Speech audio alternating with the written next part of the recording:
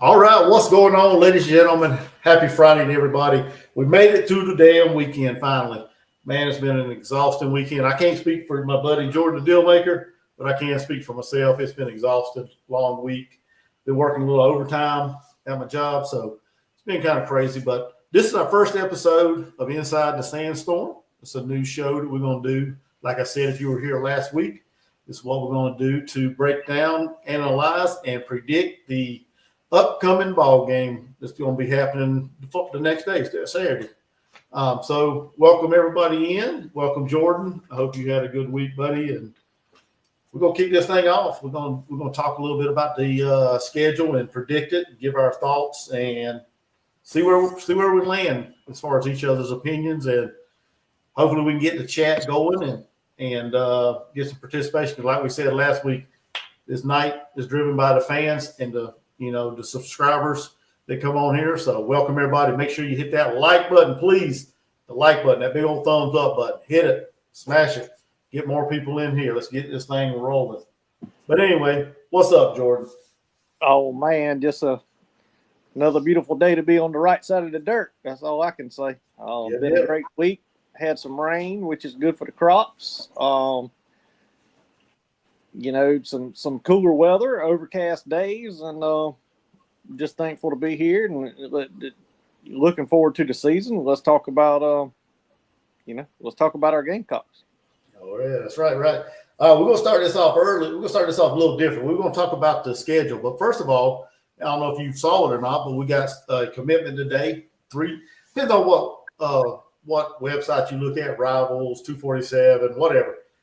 Some people have him a 3-star, high 3-star. Some people have him as a 4-star. Amari Smith, I think that's his name. Sounds right. That's it. He committed today to South Carolina to Coach Blackwell to the Gamecocks.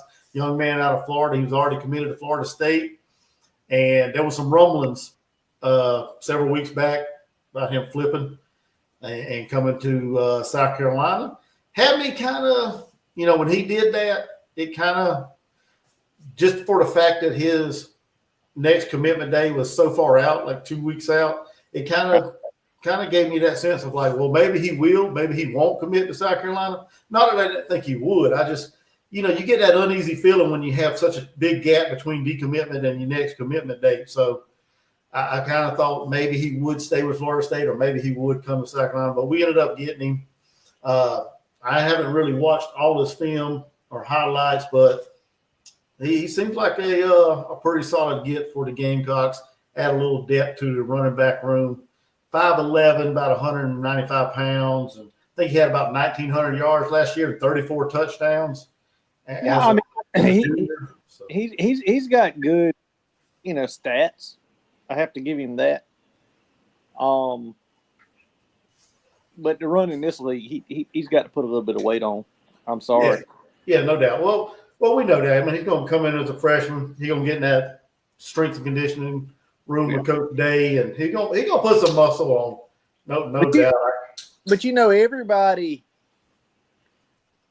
any YouTuber Gamecock that covers the Gamecocks say the same thing, that everybody's worried about a running back room. But Chuck, at the end of the day, I'm really not worried. We got 2 running backs with experience, and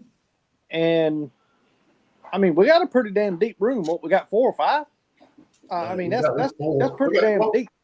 We got at least 4 solids, and we got some walk-ons. Yeah, that's pretty damn deep. I'm not so concerned right there. I know. It's all about the offensive line. We could hash this out every dang week, man. And we know it's been a glaring issue ever since Beamer's been there. Even before Beamer got there, it's always been an issue here, it seems like. And you know what? Believe it or leave it alone, Chuck, I'm not that damn worried about our defense either. No. I'm really, really not. Let me tell you why. Because there's a lot of people filling in gaps. They played a lot of snaps last year. Yep. A lot of snaps the year before. Now, we've got some newcomers. Don't get me new faces that transferred in.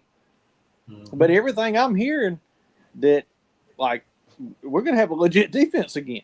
You know what I'm saying? Like, no doubt. These guys are game wreckers. And in this league, Yeah, that's how you win games. exactly. What's up, Scott, Mark, David, P Digits? Welcome in. Welcome in. Got them in the chat so far. So Hello, make sure everybody's hitting that everybody. like. Make sure everybody hits that like so we can get this thing, get more people in here. Scott But said, I'm glad we all got to save money on our electric bill this week. Yes, you're talking about the 100 and I don't know exactly where you're located, but here, like 116-degree heat, yeah, you're right. We got to save some money. I was gonna say, how the heck y'all saving electricity? Our bill's been like going up and up, but I get what you're saying now. The cooler weather, yeah, it's been pleasant around here, man. 70s, low 70s, upper 60s in some cases. It's been real pleasant around here in North Carolina, and I'm pretty sure y'all down there in Columbia and South Carolina probably are happy about it as well. Well, I don't give a rat's ass what nobody says. Now, I'm down here in the low country, the PD low country area. Mm-hmm. A bunch of flat land, swamp land. Yeah. Fields as far as your eye can see. Now, it's hot down here. It is. It's hot. But there ain't no place on earth hotter than the concrete and asphalt, and that is Columbia, South Carolina. Now, I'm telling you, it gets hot as hell. Oh, yeah, definitely. I'm a little worried because I don't think we have a whole lot, talking about the schedule, I don't think we have a whole lot of night games this year. I think we got a lot of flex games and like afternoon games. That I think, Chuck, is to be determined. And the reason why I say that is because right now, I mean, what do we have? 2 set times right now. The last I looked, 2 set times. And if the team is winning, it's going to change. It's going to change everything. Yeah. It's going to put it prime time. You know what I'm saying? I think we got 3 set times. I think we got the first 2 games, and then I think the Clemson game's at noon. So they've already called the Clemson game? I think so. I think that's what I've read somewhere. I did not see that. Okay. If I'm not mistaken, I may be wrong, but I think that's what they said. I think that's going to be a noon kickoff. So as long as they ain't working, I'm fine with it. Yeah, I mean, our last regular season game, they've already set a time for it, but yet our 3rd game of the season doesn't have a time. Go figure, right? Yeah. Well, no, hold on. Vandy's a night game, I believe. I think Vandy's a 7:00 game. Where did I have that somewhere? Give me a second, look it up. Maybe the chat can help us out. But I think the Vandy game's a night game as well. I think it's a 7. Dang, I got so many screenshots of so much stuff around here. I ain't tell them where it's at on this phone. On my schedule, it says to be determined. Uh-huh. Not unless you have something that I don't have. I'm sure somebody. What's up, JD? Welcome in. Let me see if I can find it. You go ahead and ramble on about something while I look through some photos real quick. Well, I want to dive into this here schedule we got. Oh yeah. I heard Jackpot and Rob's got an SEC bias, peckerhead, whatever you want to call him. I heard him go at it the other night, and I hate to say this, but I guess it goes by peckerhead now. He forever more filleted Rob. And Rob wouldn't let him get a word in edgewise, but he absolutely filleted him because Rob's take is that we can't win a game in October. Yeah. Okay. I get it. That is a very, very, very important month. But at the end of the day,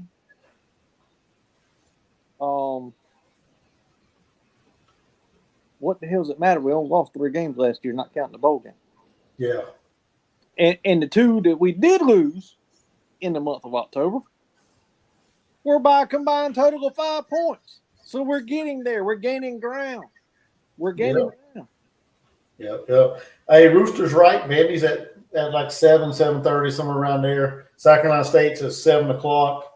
And then, of course, we know the Virginia Tech game's at like, 3:30? So we know them games. The first 3 games are pretty much set. So What's up? all right. So we're gonna what's up, Rooster? So we're gonna dive into the schedule. Let me pop this up on the screen. Go ahead and pop the I'm schedule gonna say on the this while screen. you do that. Rooster, when you come to South Carolina, let's stick a deer. About that, we ain't got but a few days. About that time, Bubba. Well, deer season ends. When's deer season end? It starts on the 15th. Oh, it ain't started. Oh, see. No, it starts on the 15th and it ends. I mean, technically it ends January 1, but then you have Youth Day, which is January 2nd. Uh-huh. So, I mean, now you can't shoot a rifle until September 1. Ah, gotcha. But you can shoot a bow and arrow, on the 15th of this month. Yeah, okay. Well, I won't be doing either one, but okay. All right, so we're going to dive into the schedule, talk about the games. We're going to go through them, and Jordan's going to give his thoughts and his opinions and his prediction, and I will do the same. We all know this is Shane Beamer's, 5th year? Mike Shula's first year as the offensive coordinator. You about said head coach. Yeah, I know. Yes. Sometimes my mind just speaks without me thinking. Coming off of a 9-4 season last year, a couple heartbreaking losses, like you said, a 2-point loss to Alabama, a 3-point loss to LSU, and then we pretty much got our ass beat at home to Ole Miss. So that's how we finished the season, the regular season, went on to the Citrus Bowl, and didn't play great in that game. I was there watching it, and it just – I don't know. I don't know what to say about it. I guess the offense looked a little basic, and I don't know. It just didn't look like the team that I've seen playing all year. And we got beat 1-score game by Illinois in the Citrus Bowl. We're returning our top quarterback, Lenore Sellers. Some people think he's a Heisman Trophy candidate. Some people think he's mediocre. Some people think he's all right, I guess. I'm in between the Heisman talk and a pretty stellar quarterback, I guess you could say. We got him coming back. Still up in it. The decision is still up in the air with Rasul Faison, whether or not he plays or not. We still, like you said earlier, we still got running backs in the room. We got Oscar Attaway III, Jawan Howell, Matthew Fuller, and help me out. Who else am I missing? There's somebody else I'm missing. You said Jawan, Fuller. Oscar. That might be it.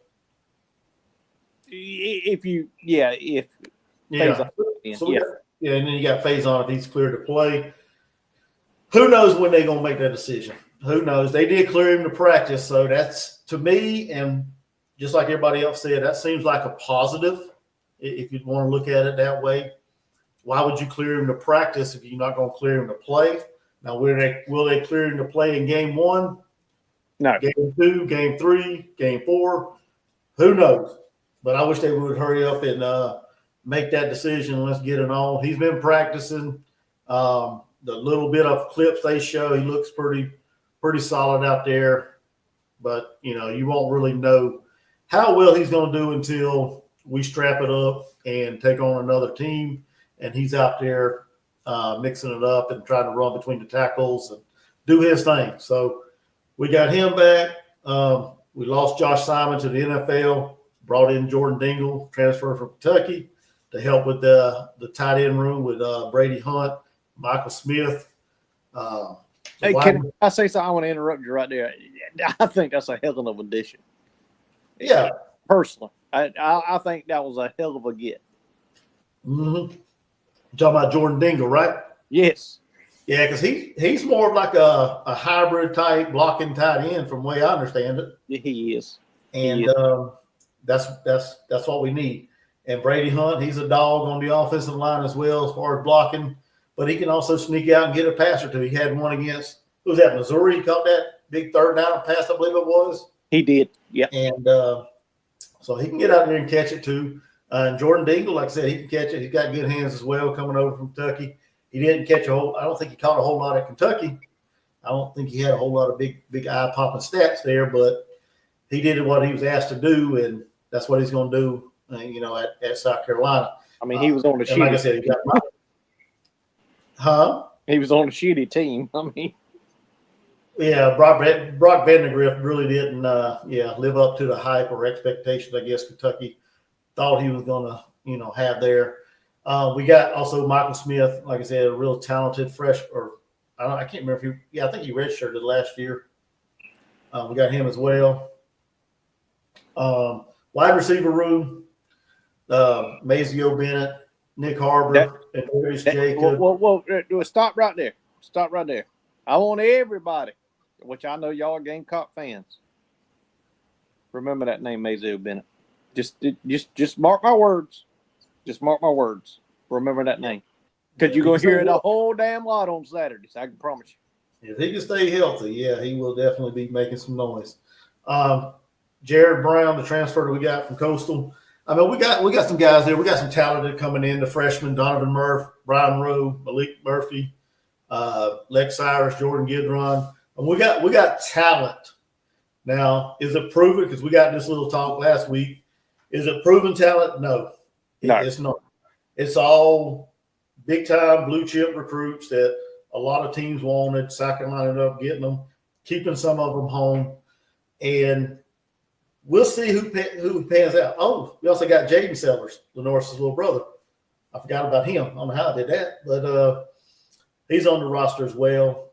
So we got some talent in the wide receiver room. It's just getting it to show on the field. And that's the thing. Offensive line, we're returning everybody but the center on offensive line, I believe. Got Josiah, Tree, True, Case and Henry, and we lost our center. But who I think the starting center is going to be. Go ahead. From what I'm hearing, he's that guy. You talking about Boaz Stanley? Boaz. Yeah.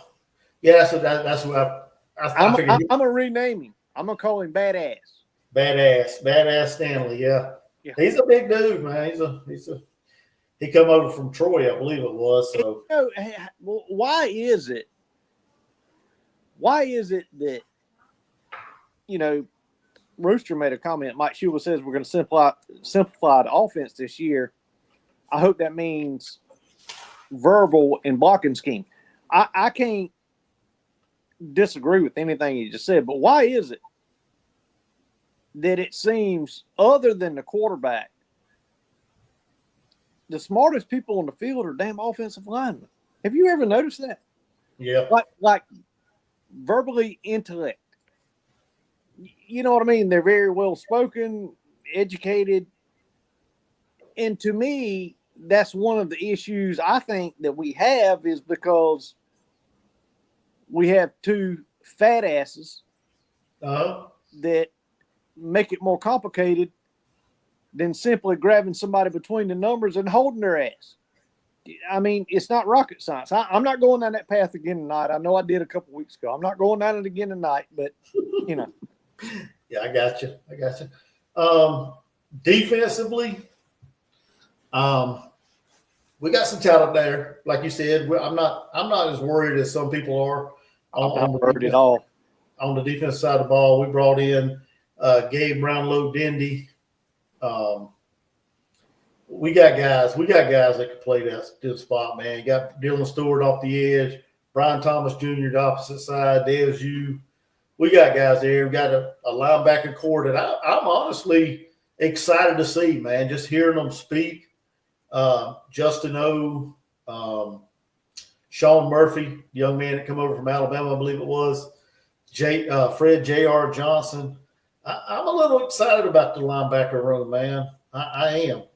Well, and I've told you this before, with all due respect to who we lost. What did we really lose at linebacker? I mean, I'm sorry. I'm just being honest. I know. What did we really lose? I mean, did we have a linebacker that changed the game defensively? Let me answer that for you. No. No. So, what did we really lose? Now, I'll tell you who I'm excited about. Our damn Who's DB. that? Our DBs. No, I'm excited as hell. Yeah, that's what I was getting. That's what I was getting to next. I was going to that area next. You know, Judge Collier. He looks massive. He looks like he's put on some lean muscle. What's his name? DQ Smith. I was about to say DQ. Kilgore, Jalen Kilgore, Jared Kilgore. I mean, I'm excited for that end of the defense as well. I know I'm leaving somebody out. I can't think of what the guy's name is now. God dang it. But yeah, I'm excited for the DBs and the safeties, and I think we ain't gonna have much drop off there on that side of the ball. No, I mean, unlike a lot of people seem to think. There's a lot of Gamecocks out there that think. I don't like to be cocky, but hell, we're Gamecocks, so we are cocky. But we're DBU. I mean, shit, Yeah. it's been proven time and time and time again. Yeah. Oh, yeah. I forgot that we added Brendan Ceesay from NC State, so I'm excited to see him too, see what he can do on that side of the ball too. And David Green made a point. He said Beamer did say or confirmed that Doty QB2. I don't buy that. David Green. Beamer can say all he wants to say about QB2, but I'm not buying. He's got the experience, like Rooster says, but I'm not buying. By the season starts, I can't see Luke Doty as number 2. Okay. That's plum loyalty. Okay. Yeah, that's just loyalty. You know, don't pay any weight to that. Yeah, I like Doty. He's I do too. He's a Gamecock, so he's like DK Joyner. You know, yep. He's loyal to the program. He's a hell of an athlete, a hell of a leader. Mm-hmm. That is a coach tipping his hat to him. That's what that is. Yeah. Do you really think if Lenoris goes down, he's going to trot on that field? No, Cutter Woods is. I'm telling you. Over Aaron Nolan. And most of y'all might say, you crazy as hell. Bet me. I'll bet you on it. What Quentin Broom, what's up, buddy? He said, what if Doty came in and played like his 5-star rating? I'd be shocked as hell. Well, to be honest, we know the offensive coordinator that ruined his ass. Mm-hmm. So I'm not even going to go down that path. This is a Gamecock show. Yeah. All right. So we talked a little bit about everybody on the team, both offense and defense. Let's go ahead and dive into the schedule. Let's do it. And I've said this multiple times. The first 5 games, I mean, our schedule, I think, sets up for South Carolina to kind of duplicate what they did last year. The first 5 games are I think, highly winnable, in my opinion. From everything I've been reading through on Field Steel magazine, everything I've seen, I like what we got on offense. I like what we got on defense. I think the first 5 games can set us up, as long as we don't fall on our face or have a bunch of injuries. These first 5 games, I believe, can set us up for a pretty solid season this year. And the first game we got is Virginia Tech, and that's at Mercedes-Benz Stadium. So I'm going to kick it off to you. I want you to tell me what you think of that game, who you think is going to win, and everything. So, well, it's not just going to be – all right. Traditionally, under Beamer, we don't ever start the season off great. And we have not, even against lower level opponents. And I'm not saying Virginia Tech is a lower level opponent. Please don't take that the wrong way, because I mean they're ACC opponent, which is a weaker conference. But at the end of the day, their coach, his ass is hot, and I think they're going to give us the best they got. Seriously. Mm-hmm. I think we pull this game out, being in a neutral site in Atlanta. I think we pull this game out by a touchdown, which is probably I don't know. The spread's not out. We pull it off by a touchdown, and that's about it. Just because traditionally, we just don't start well. We just don't start well. Yeah. Shane said something the other day. He said it a couple of years ago, but it wasn't as vocal as he made it out to be. Did you watch the Netflix series? No, I don't have Netflix, and okay. Well, so I don't watch none of them things. He said it there, and he all but admitted the simple fact that he was born in Charleston. When his daddy coached the Citadel. Yep. He coached. Let me go back. His daddy's first away game as Virginia Tech's head coach was in Williams-Brice Stadium. And then he went to work for Steve Spurrier as recruiting coordinator and special teams coordinator. And he knew right then that's where he wanted to coach because he had to make his own legacy. Virginia Tech was his daddy's legacy. He had to go do his own. Hey, I get it. I get that tremendously. I mean, my father has a legacy of being, one of the best forward men in the whole state of South Carolina. Well, there's a reason why I worked for GMC for so many years. You know what I'm saying? I get it. You got to be your own man. You don't do it because of daddy. Do it because you're good too. You know what I mean? So, but at the end of the day, to sum up what we're talking about, the first game, I think it's a one-score game, and we win. That's what I think. All right. Well, I'm going just a little bit different the way you did, but yeah, historically, we do get off to a slow start in seasons. This is the first time we played Virginia Tech since 1991. They haven't beaten us since '74. I was 1 year old when that happened. And last year, I just told your age. I don't care. I'm 51. There you go. But Brent Pry's in his fourth year. And last year they finished 6-7, lost in the Mayo Bowl to Minnesota. This game, if Kyron Drones, if he's healthy, I think it can be a close game. He battled injuries last year. They decimated on the offensive and defensive line. They had to hit the transfer portal to kind of shore up them. They had some close losses last year. One to Vandy and OT. Rutgers, they lost by 3 points.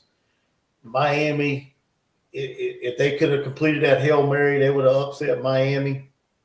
In that game, they were number 7th, Miami was. And Syracuse had overtime loss to Syracuse. So last year they were right there.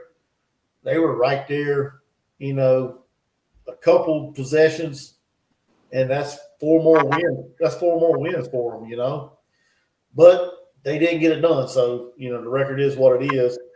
And I've been watching some Virginia Tech YouTubers, podcasters, or whatever, and they seem to be, I guess, excited for the year, which probably everybody is about this time because everybody's healthy, everybody's there. We ain't seen football in 7 months. So everybody's excited. Exactly, that's what I'm saying. I mean, nobody's really, playing football, hitting each other. They just going up against their teammates. So they kind of excited down there or up there in Blacksburg, depending on where you're at, I guess. But they excited in Blacksburg, the fan base and things like that. And they seem there's some shit talking on X, how they think, Virginia Tech's gonna come in there and beat South Carolina, upset them. But I just, on paper, man, and just the roster we have, I got more faith in our guys than I do Virginia Tech. I think South Carolina wins that game by at least 10 points. Okay. I think it'd be kind of close at the beginning, but okay. I think South Carolina pulls away in the end. So. And listen, I mean, it's all good banter. I'm just their coach's ass is hot. He's on the hot seat because the expectations haven't been met. Yes, they've had close games. So have we. I mean, we were an LSU blocking a quarterback away from going to the playoffs last year. Okay, like literally. But listen. At the end of the day, it's our fault. It's our fault. We let them come back. It's our fault. Yep. I'm not going to harp on it anymore. Exactly. Was it bullshit? Yes, it was bullshit. Did our starting quarterback go down? Yes, he did. So at the end of the day, it's our fault. We'll get to that game here in a minute. Sacramento State. I don't think neither one of us have any issue with that. I think we know that's going to be done and done. Yeah, I think that's going to be a. But you know what? So excited. We're playing Sacramento State again. That's an in-state school, historically black college. They need the money. They need the paycheck. They're going to be on national television. I'm astounded by it. I think we should do it every year. Every year. Yeah. We got them. I think we rolled them. So that puts us at 2-0. Next comes Big Mouth Diego Pavia. Man, you got to love his confidence, his moxie, his arrogance. But I mean, he's writing a lot of checks that we're not sure his asking can cover. Well, that's the best description I've ever heard. You're spot on right there. So I mean, this little dude here is trying his damnedest to make a damn NFL roster. That's what he's trying to do. Yeah, he went on the Paul Feinbaum show. I can't get it out, and basically said they going for a championship this year. NIL has put them right up there with the best. And he's already said they're going to run the state of Tennessee. He already circled this game, the South Carolina game, and he already said that the best player at each position is there in Vandy. So we're gonna see in game 3. Now listen, if he said the smartest players at each position, he would probably be right. Yeah, all but quarterback. You know what I'm saying? He would nail that. He would nail that if he said that. But anyway, he's been he's been ruffling some feathers, I guess you could say, on X, Twitter, the internet, whatever. So we're gonna see game 3 because he circled it. I'm pretty sure all the Gamecocks have circled it. They ready to get him there at Williams-Brice Stadium, and we said that's like a 7:00 game, 7:30 game. So it's gonna be a night game. Here's the only thing that concerns me, Chuck. What's that? When was the last time we lost to them? What year? Yeah, we lost to them since I think. What is it? 2008, 2009, 2008. So it's been 16 straight. I thought it was 2007. Okay. 2008. Okay, but at the end of the day, that's the only thing that scares me. But this. Yeah, man. Eventually they're gonna snap the streak. Eventually. Yeah, I mean, hell, they beat Alabama, but that was not a traditional Alabama team. Hell, we should have beat. Yeah, exactly. But Clark Lee's in his 5th year. They returning a good bit of roster and a big mouth to lead them. I mean, I agree with Rooster right there. He's one headshot away from being just completely toast. Exactly.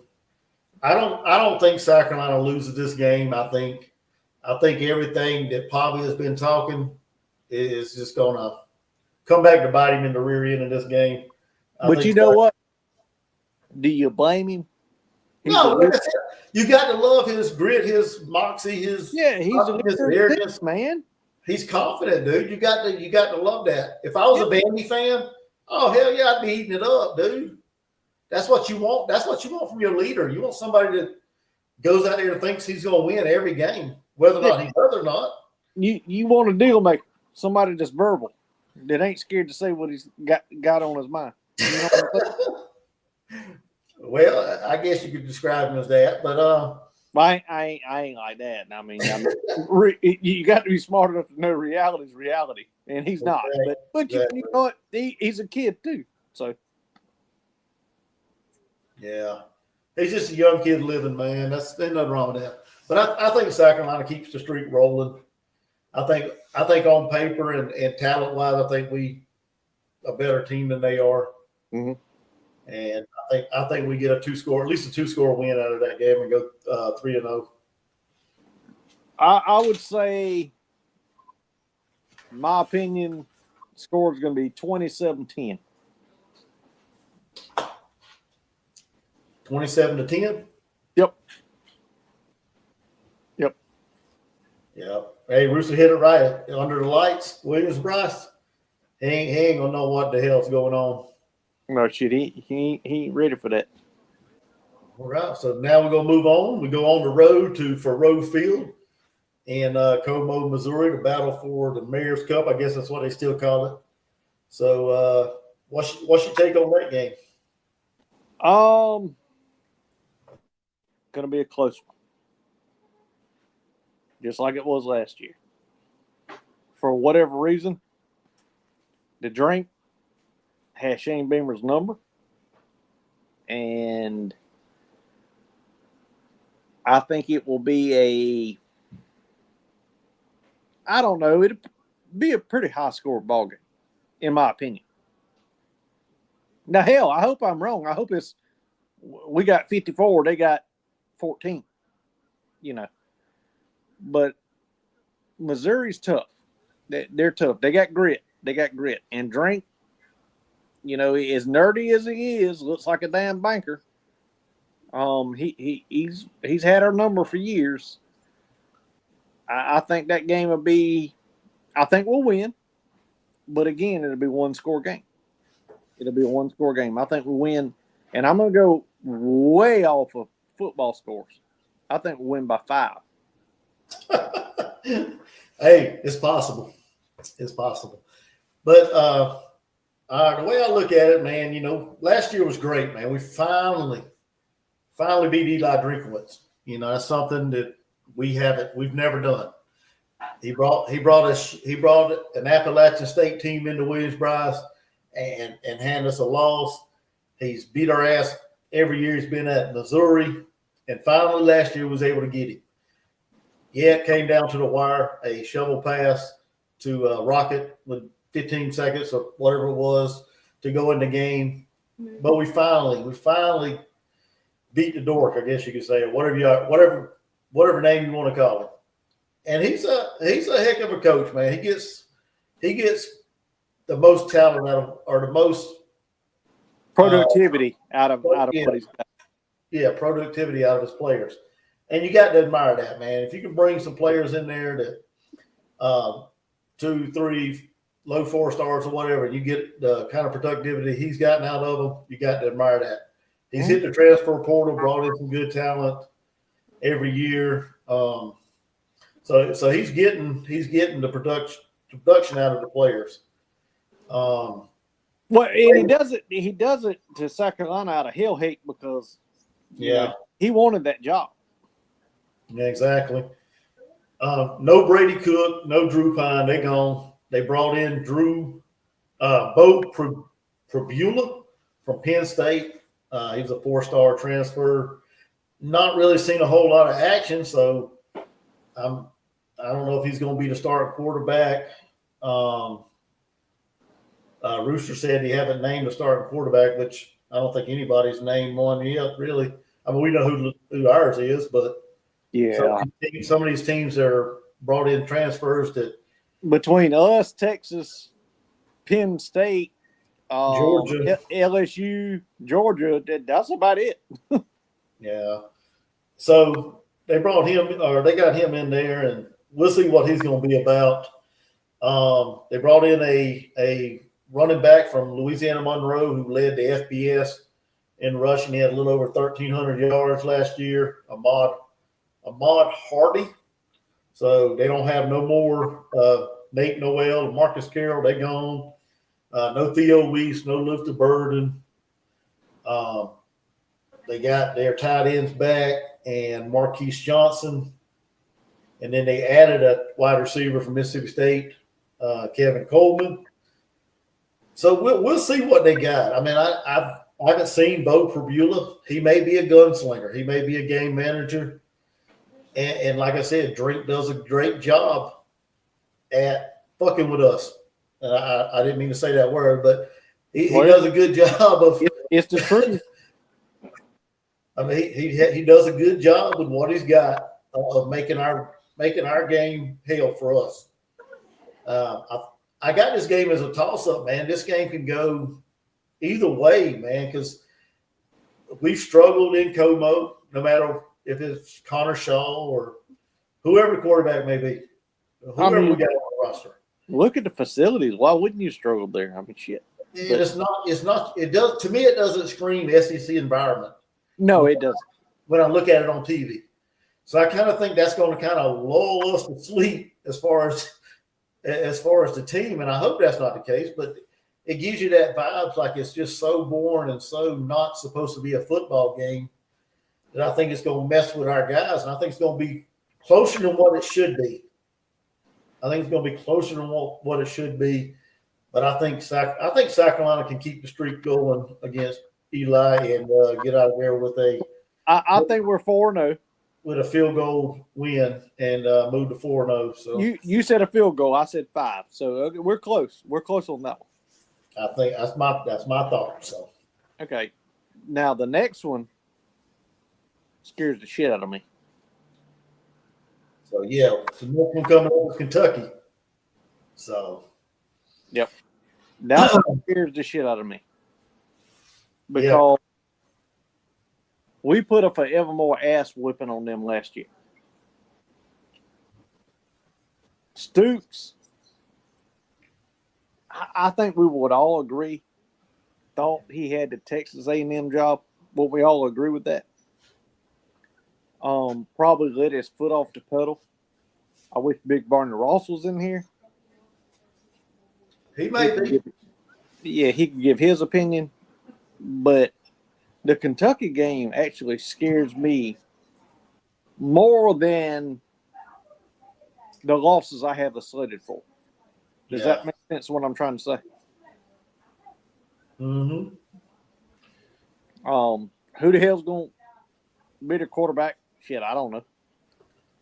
Who's going to be the running back? Shit, I don't know. But Kentucky has been known to have an offensive line and a defensive line that's worth breaking with. You know what I'm saying? I mean, tough. Just freaking tough. Yeah. And that this game scares me right here. Yeah. Hey, let me say something real quick. Hey, we got 16 people watching. Hit that thumbs up, please. Absolutely. Make this thing go. Let's go.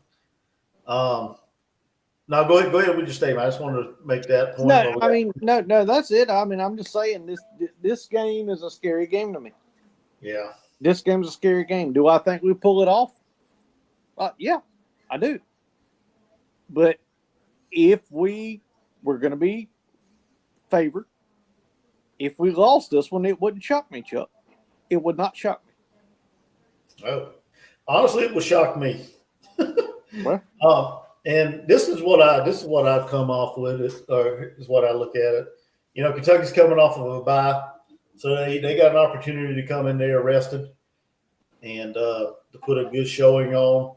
Mark Stoops, last year there was rumblings they wanted to get rid of him or whatever, or he wanted to leave.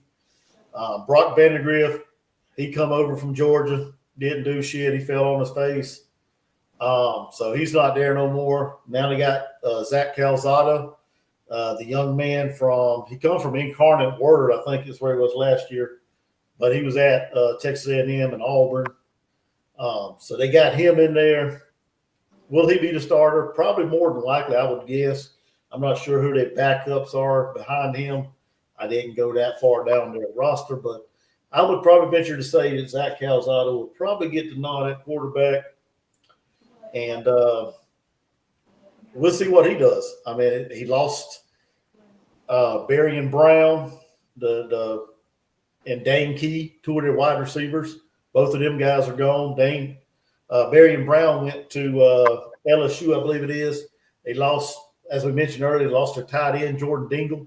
He's at South Carolina. They got no more big old Deion Walker to clog up the defensive middle. So that lane probably a little bit wider this year than last year or previous years. They had to overhaul their offensive line, bring in some transfers, and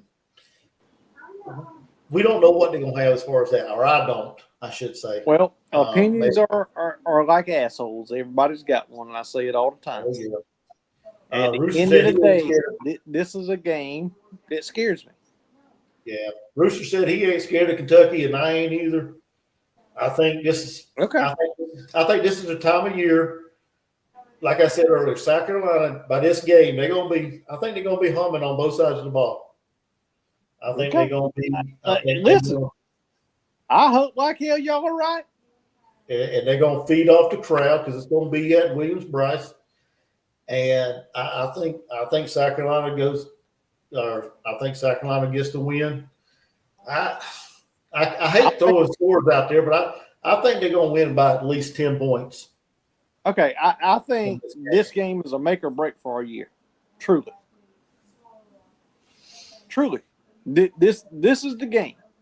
This is the game that makes or break our year. That's my opinion. Yep, Rooster's right. We get them at home. David Green said we beat them by 2 scores as well. So there you go. Then we get a bye. So we get a much needed bye. Everybody gets to rest because the back half of the schedule is ugly. Well, as Bob Sanders would say, we can't win in October. Exactly. So here we go. We got October coming up. We got like I said, the back half is Murder's Row. All right. So you want to talk about us going to Baton Rouge into the real Death Valley? Yep, go ahead. Done. That's all I need to say about it. That's a done deal. It's a done deal. We're going to smoke them. Wow. We're going to smoke them. Yep. We're absolutely going to lay their ass on their back. Now, I'm serious. I am dead serious. Y'all, I do not worry about this game. We are going to forevermore. This is a revenge game. Okay? This is a revenge game. This game is marked on our schedule. I'll worry about Kentucky before I do LSU. We are absolutely going to lay their ass on their back. We're going to win by 14, 17 points in Death Valley. Wow. I love your optimism there, Jordan. Yeah. Well, I mean, you said it. It's a revenge game, right? Yep. Last year, South Carolina. I mean, they had that game. We gave up 17 points. Damn, man. I mean, we jumped off on them 17-0. And like I said before, it seems like to me the offense just went stagnant in that game. Now, on paper, they should beat us. On paper. Yeah. But paper don't mean a damn thing, as you know. And I can talk about Vanderbilt beating Alabama. I can talk about us beating Alabama in, 2010, whenever it was. Mm-hmm. I mean, paper don't mean shit. On paper, we should have beat Clemson 2 out of 3 years. But at the end of the day, this is about grit, and this is about want to. And we want to. I got you. But like I said, we had a 17-0 lead. The offense kind of took their foot off the gas. LSU made the adjustments. And to me, as an outsider, it didn't seem like South Carolina made the necessary adjustments to combat LSU in that game. Sellers got hurt. We simplified our offense because we had to with Ashford, even though I love Ashford. Yeah, that's what I'm getting to. Sellers got injured, of course. And so we had to, I guess you say, dumb it down, go vanilla, basic, whatever word you want to use there. And I think that kind of deflated the team for the most part. Now we stuck around, hung in there. We had opportunities. We had a 2 pick six call back, I think it was. 2, yes. The one that hurt us the most was the big one by Kyle Kennard.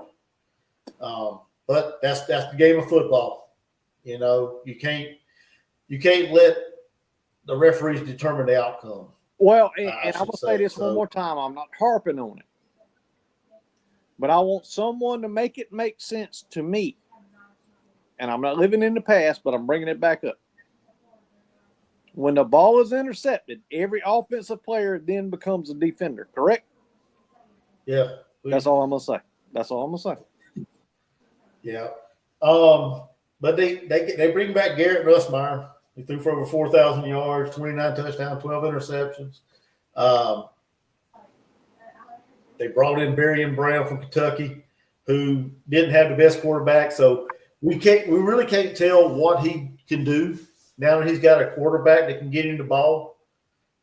He may have a year at LSU. We don't know yet. That's to be determined.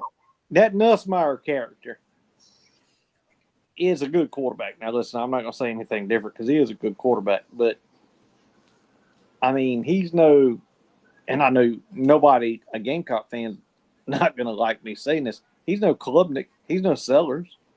You know, what's the big deal here?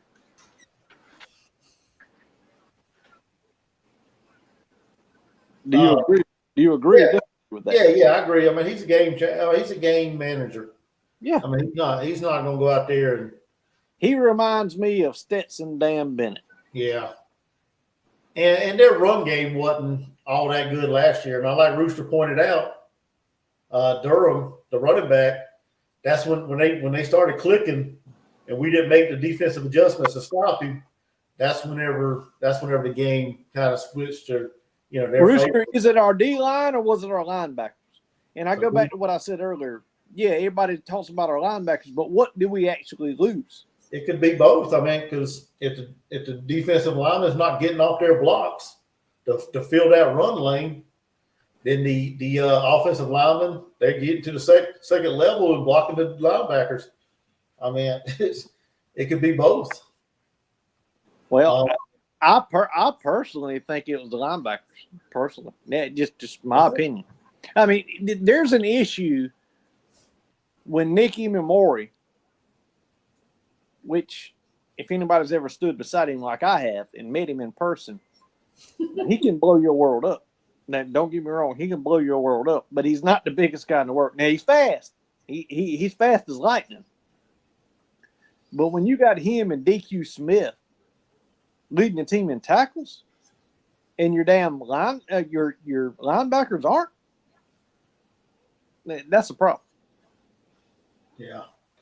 But I honestly, I think South Carolina loses this game in a close one. I think it's going to be another heartbreaker. Nope. On the road, I think it's going to be a night game at Death Valley. Shake your head. This is my opinion.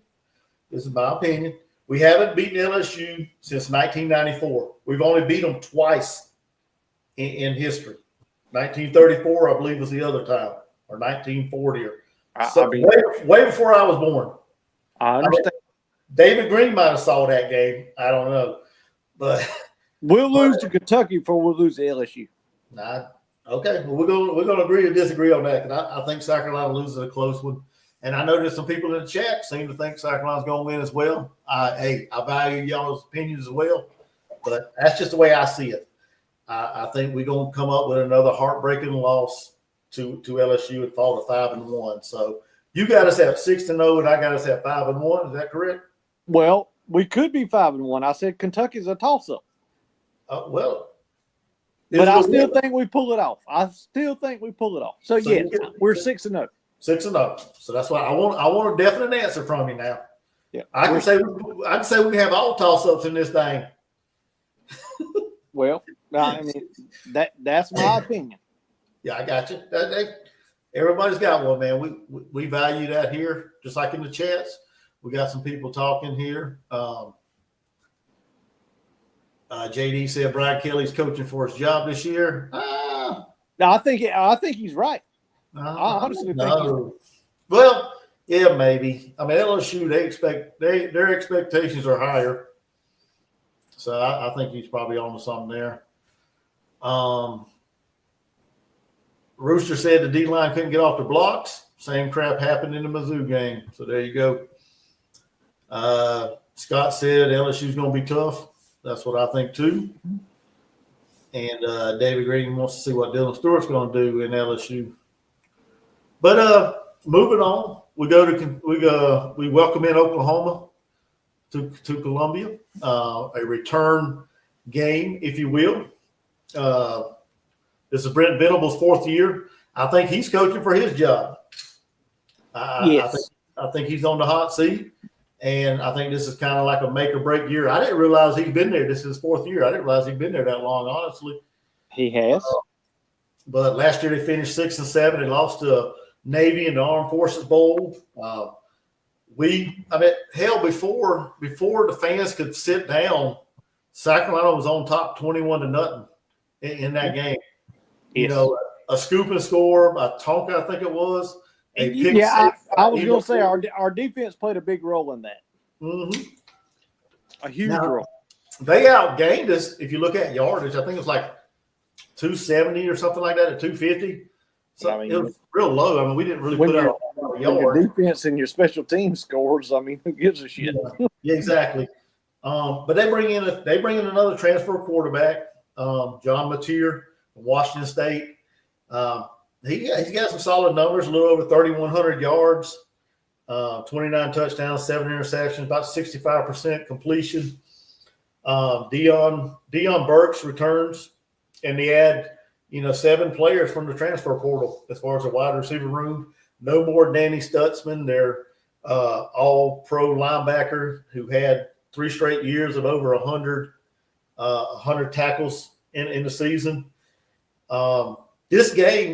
I think this game fares well for South Carolina.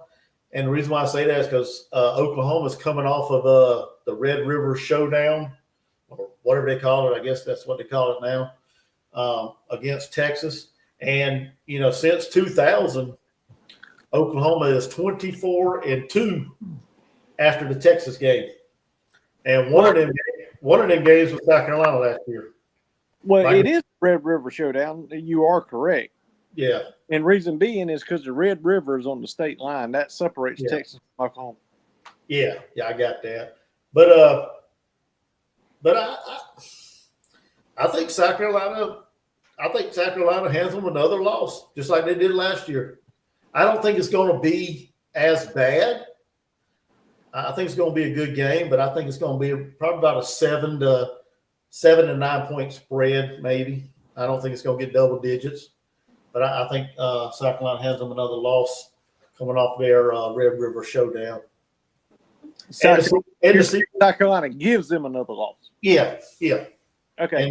And I think Brent Venable's ass is getting roasted about that time. Bubba, I can't disagree. I can't disagree.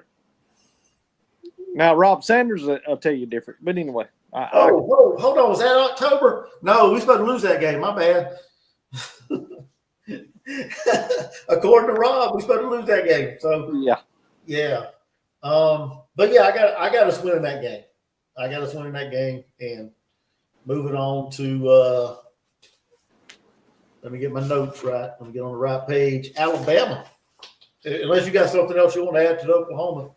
No, I mean, in my opinion, it's a done deal, and you keep up the stats. Right now, we're undefeated.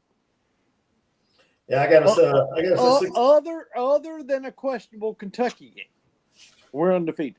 I got us at 6-1, so little shit different there. But all right, now we're on to Alabama. Right. Alabama's a little butthurt because South Carolina uses this game as the homecoming game, I believe. Yep, and it's at home.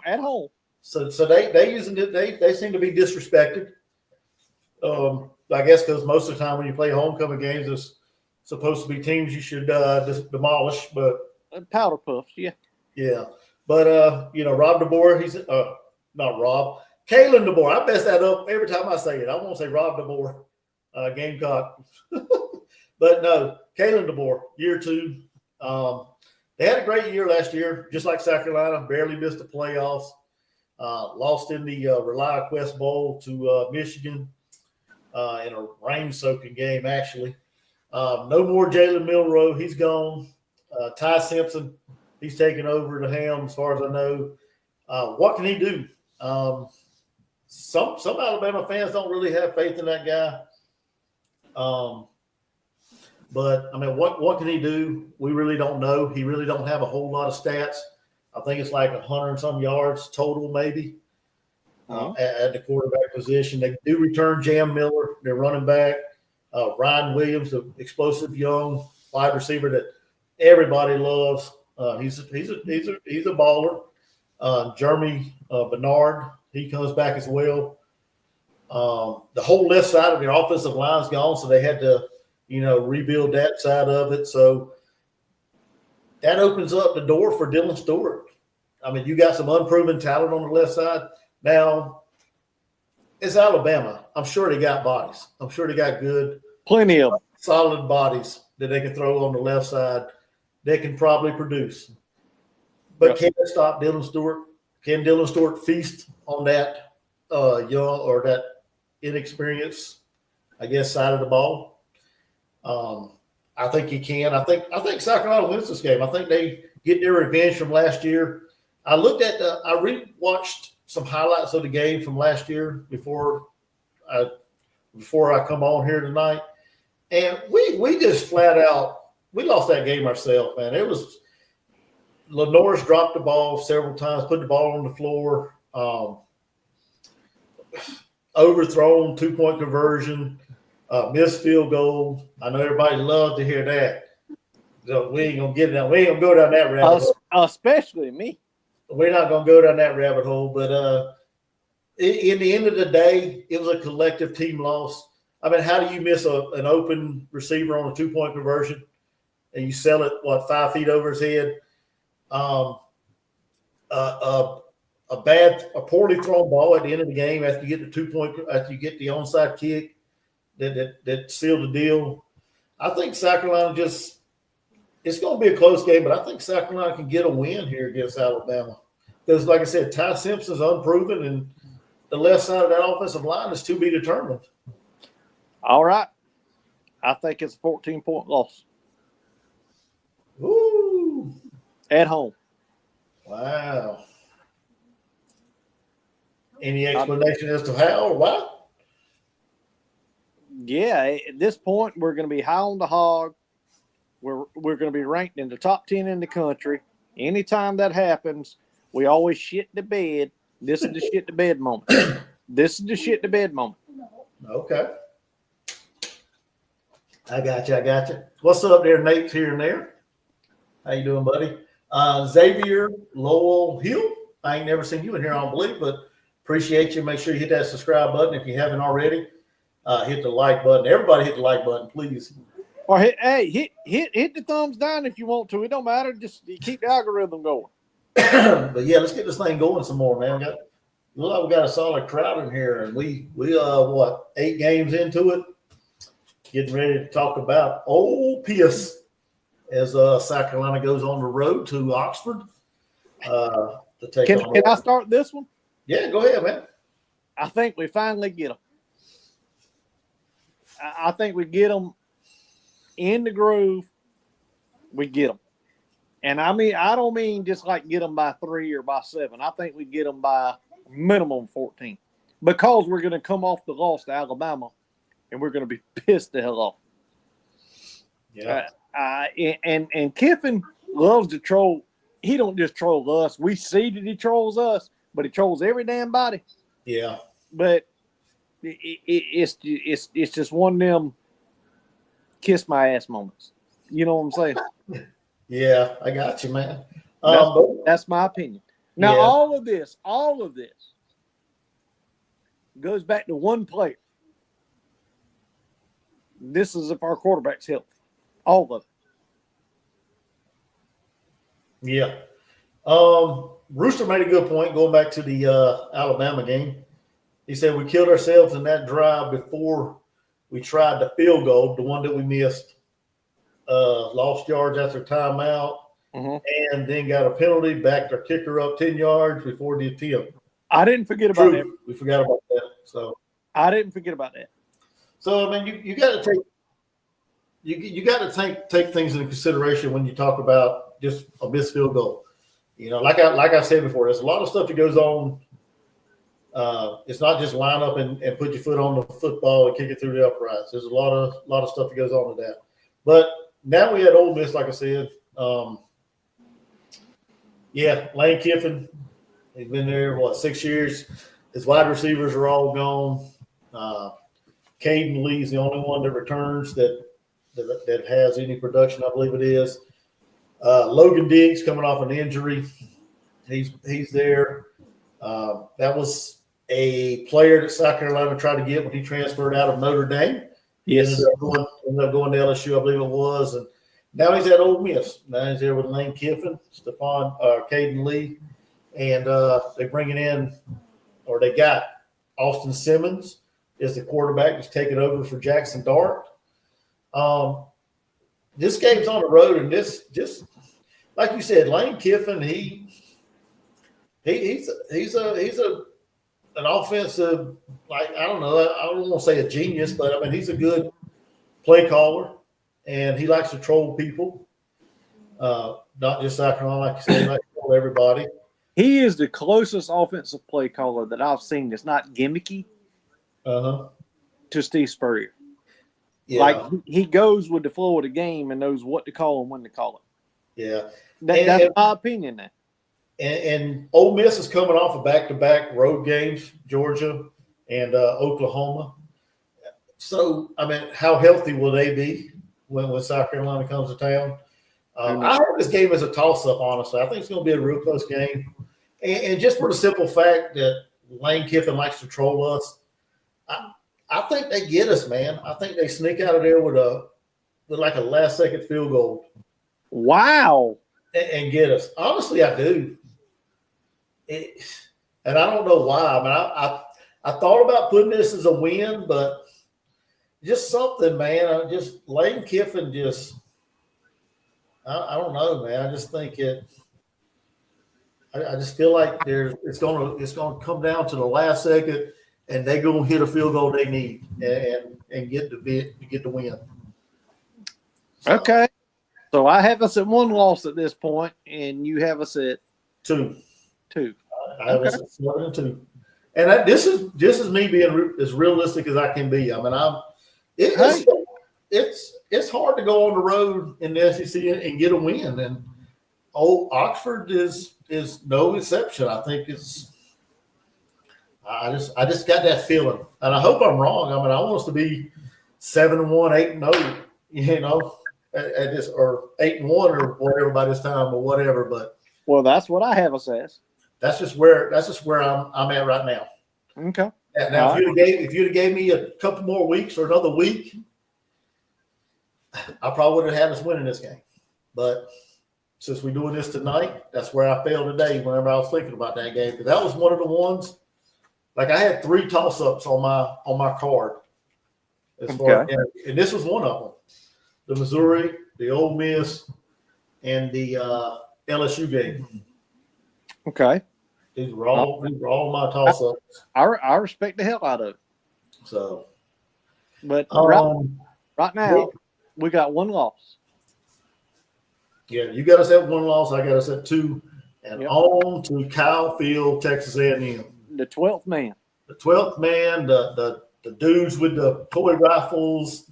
The Yale squad, whatever you want to call them. The people that stands up and chants and gets out there at the courthouse or the whatever you want to call it, and do their little midnight stuff. And so we go on the road there. You know, Mike Elko's in his 2nd year. Last year, 8-5. Probably not the season a lot of Texas A&M fans had hoped for. We ended up getting one of their defensive tackles, Gabriel Brownlow-Dindy. He come over from Texas A&M to South Carolina. Young man's a well-spoken young man. I heard him give his interview the other day. Well-spoken. Seems to be a hard worker from what way it sounds. And I think he's going to be a big key contributor to our defense. Marcel Reed is back for Texas A&M. Le'Veon Moss is healthy as far as I know. Their top 3 receivers are all gone, so they had to add some through the transfer portal, bring in some new guys. They got KC Concepcion from NC State, another player that South Carolina was hoping to land from the transfer portal, but they didn't get him. Texas A&M did. Last year, South Carolina put it on Texas A&M from the get-go. They jumped on them pretty good. Beat them by 24 points. I think it was 44-20 was the final. Outgained them. I mean, South Carolina put up 530 yards of offense. But just Kyle Field in itself, man, I mean, that's a hostile environment. And I think South Carolina loses this game. I'm not with the some of the people that think South Carolina's going to just roll in there and come out here with a win. I got us losing this game. You there? Well, yeah, I'm here. I had to pause for the calls. I heard everything you said. Took the iPad with me, but I didn't want anybody to hear what I was doing. But anyway, long story short, this is a win. This is a win. Why? I got to know why. There got to be some substance to it. Yeah, I mean, we lost to Alabama. We beat Ole Miss. We go to Kyle Field. They've owned us since they come into the league. We've only beat them one time. And they're just a lot of talent, but they're not there yet. You said we beat them what? And we beat them one time, right? Or twice? We beat them twice. Or twice. But special teams are going to win this game for us. We're going to score at least 10 on special teams somehow or another. Okay. And this is a win. No ifs, ands, or buts about it. This is a win. Again, I'm going to go back. If we don't lose to Kentucky, we're a one-loss team right now. Yeah. Hey, I hope so, man. I hope you're right. I hope you're right. I got us at 7-3. So that's where I'm at right now at this moment. Did I skip some? Yeah. Oh, yeah, I skipped. We had a bye in between that, too. We're coming off a bye playing Texas A&M. So, yep. And that's going to play a role in it, too. Yeah. Then we got Coastal Carolina. That should be a win. So I disagree. Oh, Lord. Here we go. Go ahead. That's a loss. Coastal Carolina is the fun and gun. At this point in the season, we're looking ahead. We're pumped up. We've got one loss. We're sitting high on the hog. Lenoris is a front runner for Heisman. We blow this game at home against Coastal Carolina. Which, again, as a team, I think we should play every year because it's an in-state team that needs the money. Their athletic program needs the money. But the Teal Nation is going to come out victorious. Okay. There y'all hear it. Y'all heard it first. Dealmaker calling it out. South Carolina loses to Coastal Carolina. I got us beating Coastal by at least 3 scores. Oh, shit. If we don't win by 3 scores, I'm not going to be happy. You ain't going to want to be on this. You ain't going to want to be on this live stream. Nope. Well, I'm going to go ahead and tell you, don't. I called it. Okay. Okay. But I called it. Yeah, there are going to be some bad words said during that game if we lose to Coastal Carolina. Hey, I'd much rather lose to Coastal Carolina than I would to damn Citadel. Okay. I'd rather not lose to neither one of them. We shouldn't lose to neither one of them. We should never lose to either one of them. I mean, they get paid $1.2 million to come play us. No, we shouldn't lose. But at the end of the day, we're going to. Yeah. Because they're going to be – this is their game on their schedule. They're in the Sun Belt. This is their game that This is the one. This is the one. Okay. We're in-state school. We're the smaller school, which is a great damn school. Don't get me wrong. I love Coastal, and you know I do. I love them tremendously. Yeah. Again, I think we should play South Carolina State. We should play them. We should play Dan Wofford. We should play, Coastal Carolina. We should play Newberry. Hell, we should play every in-state school and give them the money. But they're going to beat us. Mm-hmm. Okay. Well, there you go. As of August the 8th, y'all go ahead and write that down, screenshot it, record it. Jordan Dealmaker said South Carolina going to lose to Coastal Carolina. So I disagree, and that's cool. Like I said, and like David Green said, the cuss jar is going to be full because there's going to be some words flying around here. If we and Rooster said they're not at Jamie Chadwell Coastal anymore. Are you sure, sir? They should. Hey, they had a first-year head baseball coach this year. Let me think. How far did they make it? Oh, didn't they make it to the World Series? Come on, man. Come on. No. Well, there you go. So you got us at, what is that, 9-2? Yep. So you got us at 9-2, and I got us at 8-3, headed into the Palmetto Bowl. Here comes Clemson to town. We don't know what their record's going to be. I haven't looked at their schedule and they don't have any losses right now. You think that? Okay. Yeah, they don't have any losses. Okay, well then Clemson's coming in there high on their horse, just on their way to the playoffs. And South Carolina's going to be there to welcome them to Williams-Brice. It's going to be probably a noon kickoff.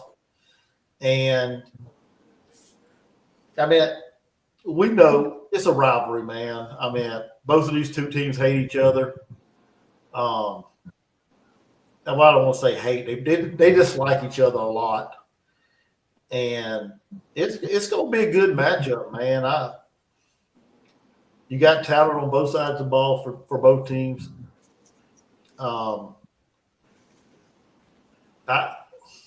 I didn't write no notes down for this because we all know, if you're a Gamecock fan, if you're a Clemson fan, you know who's coming back for your team.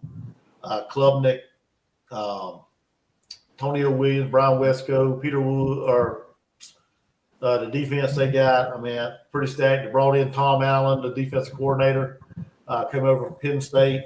They seem to think he's going to be the magic man. And now, best thing they can do is Oklahoma fire Venables and they hire his ass back. That's the best thing they can do.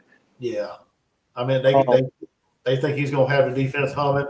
Rooster, really? Really? I've had too many concussions? Really? Really? Okay. And you're supposed to be my friend. Oh, man. Like assholes. Everybody's got one, right? Oh, man. But I think South Carolina, no Gamecock fan. I don't think no Gamecock fan is going to sit here and say Clemson's going to win because we don't like Clemson. We're not pulling for them. We hope they never win. I'll be honest with you. We're coming off a loss to Coastal Carolina, embarrassing by 3 points. We're going to absolutely beat Clemson by 7. So I got South Carolina. Maybe some people may say it's delusional, but I got us beating Clemson and finishing the season 9-3. So there's my record for the year. I got us 10-2, and we're headed to the playoffs where we're losing the first round. I'm not even going to get that far because we don't know where everybody else is going to be. And, I mean, there could be several 3-loss teams. So I think the ceiling for South Carolina is 10-2. And we can go anywhere from 6-6 to 7-5 as the basement, the floor. If we do not lose to Kentucky, we're a 2-loss team. So there y'all have it. That is my official preview and prediction. Mine and Jordan Dealmaker, 9-3 for me, 10-2 for him. So I know we've missed a lot of comments. I know Rooster's been commenting a lot. David Green, P. Digits just got back. Big Marty Ross is in the house. Charlie don't Charlie serve. don't. Is he talking about like Charlie, like the enemy Charlie? I have no idea.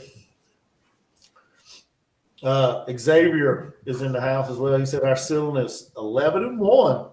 So see, I mean, I respect your opinion. I do. Bo, I like that. I like that. Everybody's got an opinion. I mean, but I have to be realistic. That's what I'm trying to be as. Okay, all right. Now Rooster agrees with me. 10-2 with a loss to Coastal will put us in the SEC championship. That's my point. But that will be a unexpected loss that we're gonna have because we're gonna be riding high. Lenore's is gonna be in Heisman talks, and it's gonna be an upset. I mean, they are a fun and gun team. They can throw it around the damn yard, and I don't give a rat's ass what y'all say about Jimmy Chadwell and all that. Coastal is a good damn team playing in the Sun Belt. Now, can they compete week in and week out? No. But hell, neither can Clemson. They play a powder puff schedule, and, Clemson won 2 national championships, albeit they won them. They got them. We don't. They won them by playing a powder puff schedule because they only had to play 4 games the whole damn year. Gotcha. Big Bernie Ross was talking about Clemson. He said Clemson is Charlie. So there you go. That's what I thought. When he said Charlie, I thought he was talking about the enemy. David Green said Clemson could lose to Syracuse. Yeah, I don't see that happening. No shit. Clemson ain't gonna lose a damn game till they get to South Carolina. Jeff Sims, I've never seen him in here. Appreciate you. Welcome. I know where he's at, David. But welcome in, Jeff. I know I seen your name earlier, but I think this is the first time you've been in here. Appreciate you. Hit the subscribe button, if you will. Hit the like button to help this channel get pushed out more. So I appreciate that. He said, how in the world does South Carolina beat everyone else on the schedule and lose to Coastal? Really?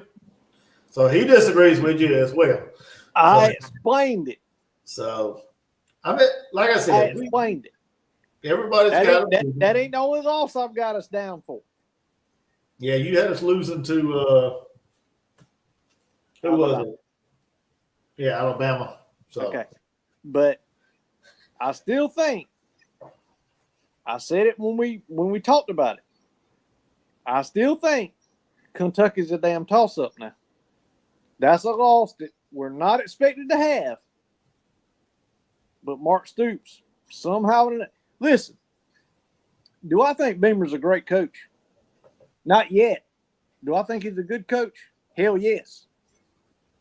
Do I think he's a hell of a motivator? Hell yes. Do I think he raises more money for this program? I know that for a fact. For a fact. But Beamer is also, listen, we lost the Illinois game for one reason only. I don't give a rat's ass what anybody says. Because Bielema got in Beamer's head. Yeah. That's why we lost. That's what I'm saying. We didn't look the same, man. The whole cat and mouse game that they were playing with each other, I think that's what it was about. Both of them coaches going, okay, who can outsmart who, instead of settling it on the field. Mm-hmm. I think that's what happened. Big Bernie Ross said, Polly's already stated they're going to win it all. So why are we even doing these videos? Vanderbilt's going to win it all. They got it. It's already in the bag. So Big Barney Ross, that little short ass couldn't punch you in your damn chin unless he jumped 2 foot. I mean, come on, man. So, but I give the guy credit. He's got nuts. Yeah. But anyway, hey, I'm gonna drop the link if that's okay. Jordan, you want to drop the link, see if anybody wants to come on and we'll so we're gonna drop it, and anybody wants to pop on. Y'all know how it is. Be respectful to us. Be respectful to you. No political stuff. No nudity, or I know we got a bunch of freaks out there. You never know. Nudity. If you get on here naked now, listen. I'm in South Carolina, but I'll reach across the screen and slap the shit out of it. Just keep it kind of, keep it professional.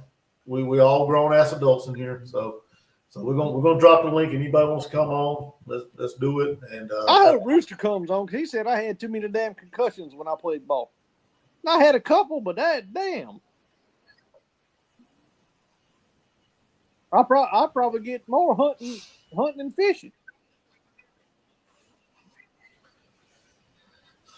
So there you go. There's the link. Anybody want to pop on? Come on. Give us y'all's prediction. What y'all think? Like I said in my video the other night, y'all may call me stupid for my 9-3, but hey, it is what it is at the end of the day. So well, I'm okay with that. I'm 10-2. We're going to the playoffs. We're going to the SEC championship game. Well, that's where I want us at, man. I'm not saying that I don't want to. Hey, and listen, y'all might say, well, Dan Jordan, take this how I mean it, how I think. I'd rather we're just getting started. This is our 5th year, right? With Beamer. If we won an SEC championship, y'all right now, that's good as winning a national title to me. In the 5th year. You know what I mean? Steve Spurrier had us, 10, 11 game seasons? Yeah. And we went to the championship, but we lost to somebody. I would just love to have that trophy right now. Now, 4 years from now, 3 years from now, it'd be a different ballgame. Think of Dawn Staley. Dawn Staley didn't get there. It took her a long time to get there. But now that we're there. You know what I mean? Yeah. David Green said 9-3, hoping for 10-2. Real USC, what's up, buddy? Welcome in. He said 10-2 as well. Xavier, he said 9-3 would be a disappointment to me. Hey, I get it, man. I get it. Well, Xavier, I get what you're saying. But think of where we've been, where we've come from. Yep. And at the end of the day, there was a lot of YouTubers, a lot of Gamecock YouTubers that was calling for Beamer's head last year. And I said the whole time, he ain't going nowhere. You know why I said it? Because the man's a good man. Yep. Know him personally. He's a good man. He raises a lot of money for the program. He's raised a lot of money in NIL. And I know you're not supposed to be connected to that, but that's all bullshit. It's all legal. It's all legal. He brings a lot of money into the program, no matter which direction it goes. And at the end of the day, years ago, you remember what we all used to say when you hired a coach? Well, their 4th year is going to be the most important. Why? Because that's how long it takes to get their recruits in. Well, times are a little bit different now. But at the end of the day, in his 4th year was the best season we've had in 10 years? So, give the man credit. Yeah. And like Jordan said, man, we only going up, man. Buckle the hell up because Beamer ain't going nowhere. He's gonna get the job done. I don't know if anybody watched. Did you watch that was it the Garcia and Pat DeMarco podcast where they interviewed Marcus Lattimore the other day? No, I saw it, but I did not watch it. No. Yeah. They really dig what Beamer's doing. Whenever they were hiring for coaches, I think a lot of the players kind of pushed Beamer's name, I believe. And you probably know more about it than I do. But this is what Patrick DeMarco and they was saying. They went to the AD and they were saying that Beamer was there when Spurrier had that success, when he was winning 10 and 11 games. He knows what it's like to have success at South Carolina, what it's like in that stadium, in the state. He's been through that success with Spurrier. He knows what it takes to do it, and he's loyal to South Carolina. Well, there again, I'm going to go back to what I said an hour and a half ago.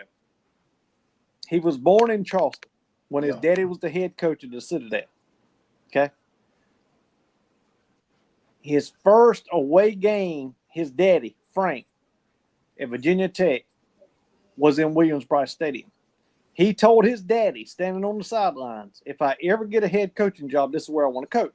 Well, put 15 years on top of that, he becomes the damn recruiting coordinator on top of special teams coordinator for the University of South Carolina under one Steve Spurrier. He knew, and he said it. He said it on the damn Netflix. He wanted not to coach at Virginia Tech because he needed to make his own name, and that's why he went to Georgia. That's why he went to Oklahoma. That's why, his first job was actually at Tennessee, I think. Tennessee or Mississippi State, one of them. But he wanted to come back to South Carolina. Ultimately, that's where he wanted to be. I think it was Mississippi State because that's where he met his wife. No, he was a GA at Tennessee, and then his first paid job was at Mississippi State. Okay. Under Sylvester Croom, I'm pretty sure. Yeah. But at the end of the day, he knew if he got a gig, his first gig, the gig he wanted was South Carolina. Why? Because Spurrier showed him how to make it work in our small state. I mean, I believe that wholeheartedly. I believe his words. Listen, do I give him hell? Absolutely. I'm going to give him hell every chance I get. Have I met him person to person? Huh. Numerous times. I mean, I'll send you the pictures, But at the end of the day, he's our guy. And our players did get him hired, just so you know. Our alumni got him hired. Because that was not the route they were going to go. Yeah. Xavier, he said, he just feels like this is our year to finally win it all. I've had that feeling too, but I'm not going to happen. I got to kind of step back and be, I don't know. I don't know. What is your win at all? What is your win at all? Win the SEC? I think we're in a damn good position. But to win a national title? No. I don't think that. He said, I could be wrong, but the vibe I'm feeling about this team, I've felt it before for another team in the past. No, to win the SEC? Yeah. I hope you're right, Xavier. I would love to see that.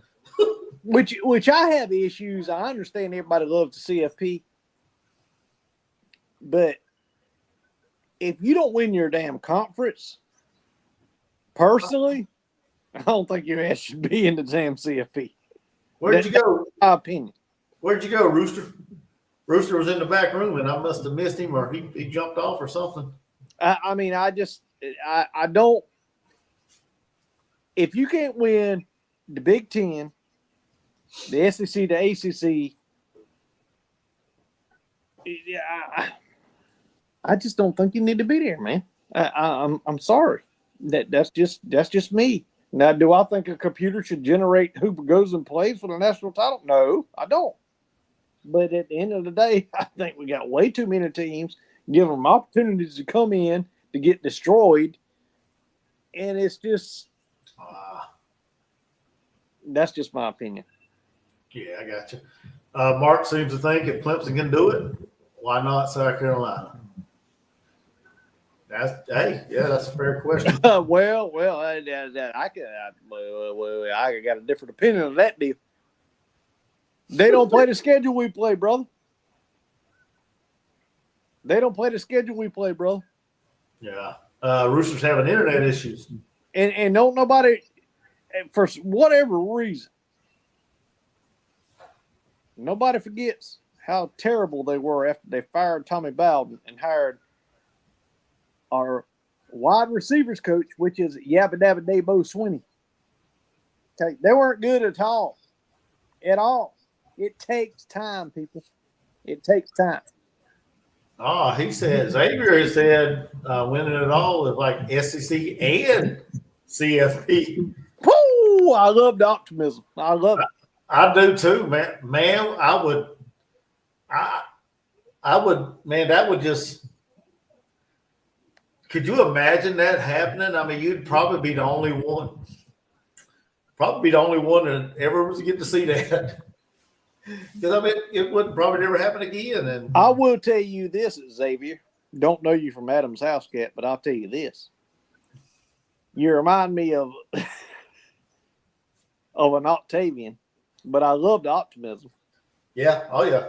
But at the end of the day, if we made it to the final championship game, I don't give a rat's ass if it cost me $10,000. My ass would be there. I would be there. I promise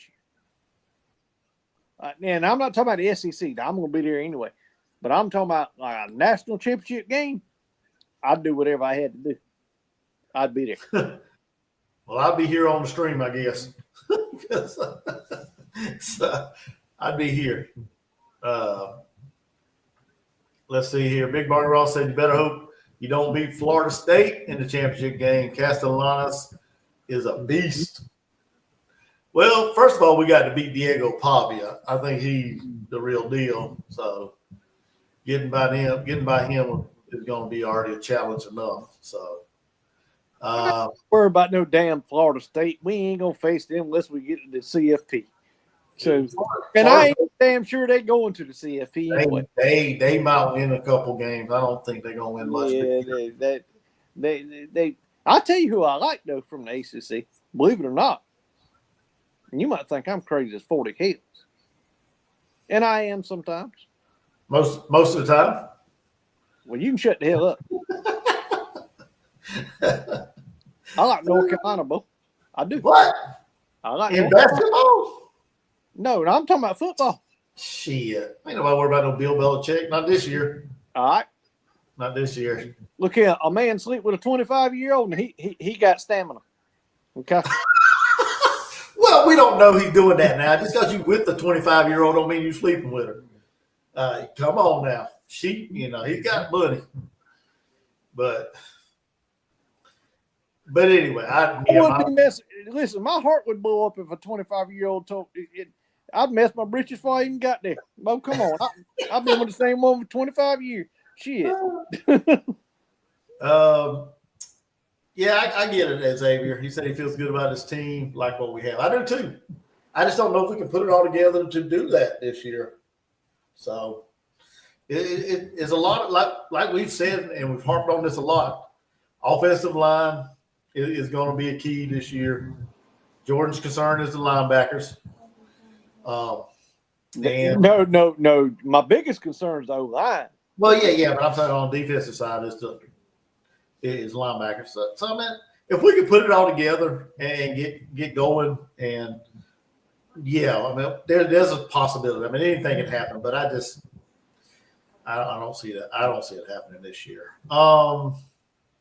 David Green said he's gonna be sitting beside you at the championship game if they go. So, I got you, brother. First beer's on me. What's up, R?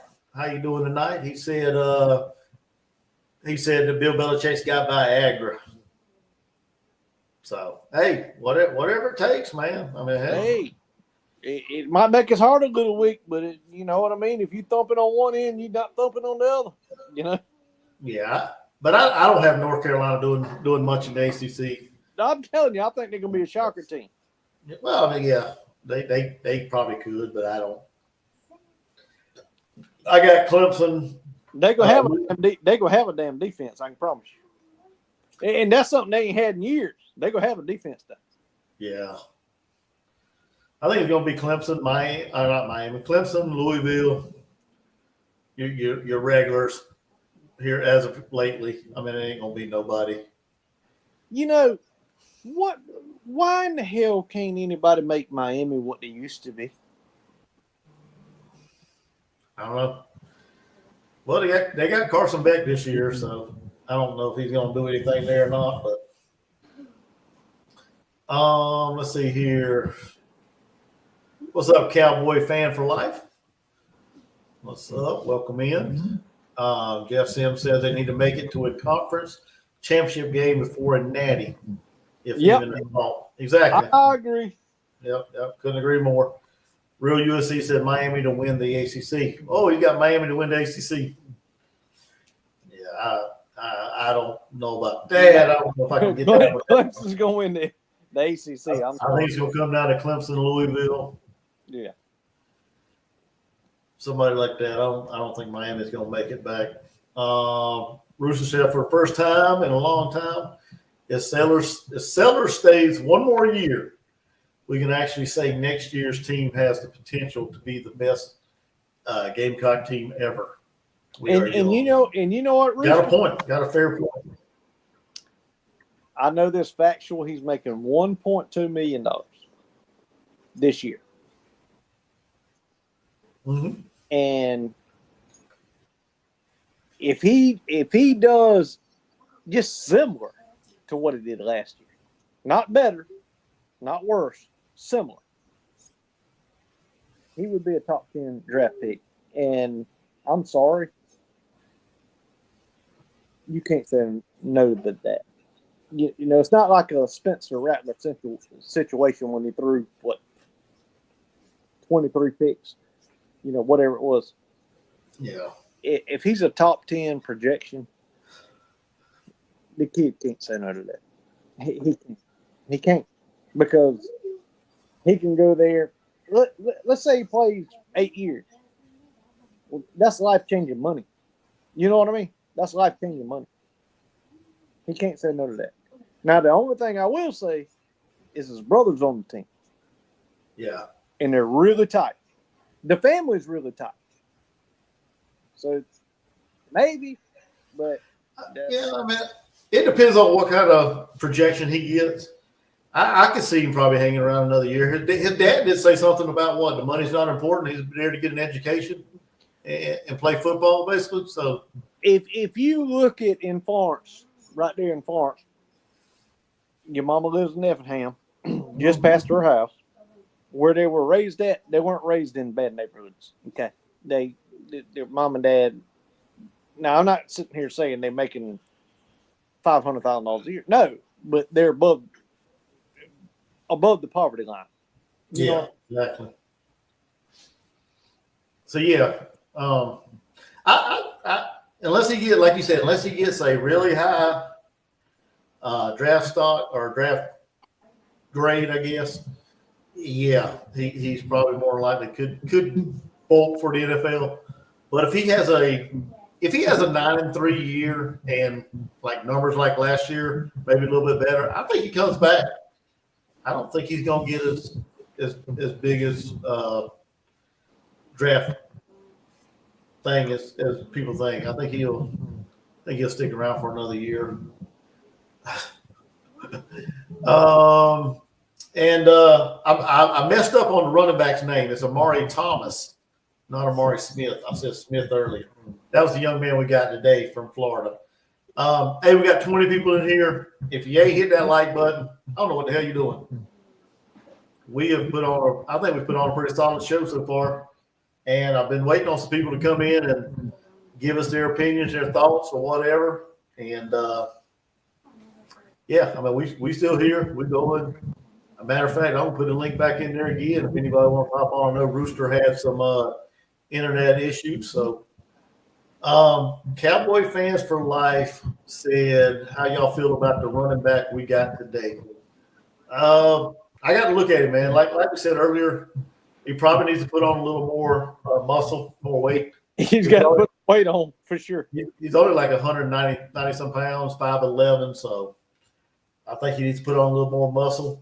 I got to look at his highlights some more. I looked at them before, but I didn't look at them enough to get a feel for him. He's coming into a running back room that should be stacked with some guys in there with Jawarn Howell, Matthew Fuller, and I think Oscar Attaway may have another year. I can't remember if he does or not, but he's coming into a room that's going to be stacked, and he's just going to add to it. So I'm excited. I mean, I think a lot of Gamecock fans figured he was going to flip to South Carolina. So that's my take on it. Yeah, like Rooster said, he had over 1,900 yards and 30-some touchdowns as a junior. So he knows how to get it to the end zone, that's for sure. So I'm anytime we get a good talent like that on the offensive side of the ball, I'm excited for it. So what's up, Brock Lee? Welcome in. Rooster, I already read that. Rooster said sellers making $100 per action figure. So if we need to sell about 400,000 action figures, and he will stay. There you go. Everybody go buy a North Sellers action figure. That's $4 million. Yeah, I know. That's what I'm saying. Everybody go buy a Lenore Sellers action figure wherever you can buy them at. I don't even know where you can buy them at. I'll have to look that up, see if I can find them. I love you to death. Everybody, thank y'all. Please hit the thumbs up or thumbs down. I got to get out of here. Peace.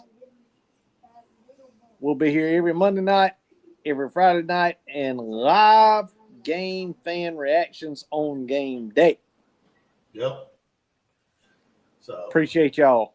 I'm out of here. All right, Jordan. Have a good one, man. All right, bye-bye. Big Barney Ross said, and thank you. Oh, yeah. Big Barney Ross said Xavier Legette got tossed from the NFL game for throwing punches.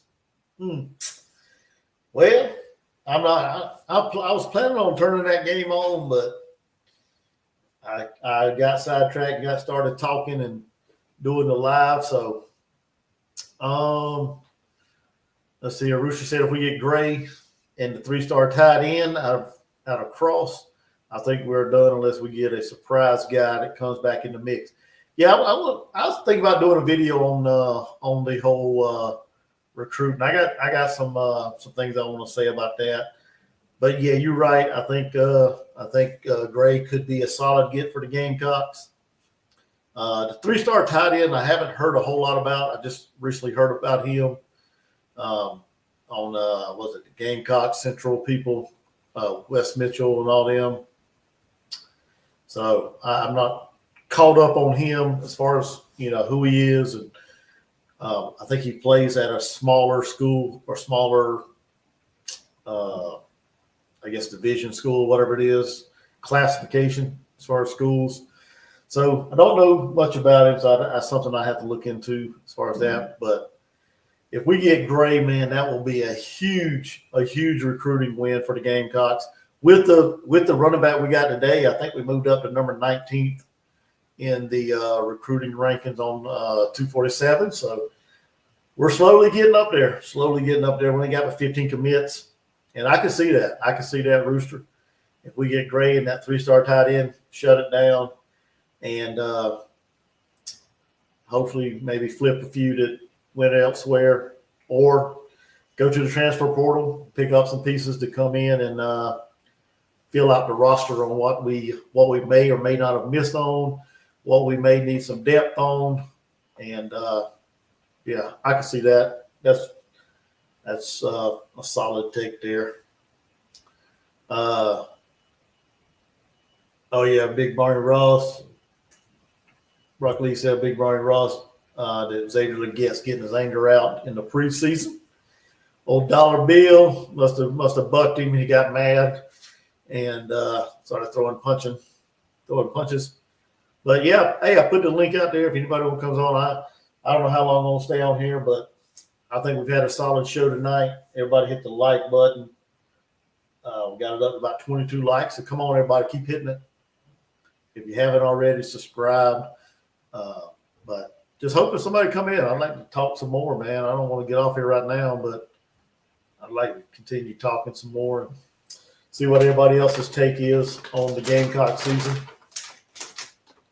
So the link's out there. Like I said, I'll hang on for a little bit longer.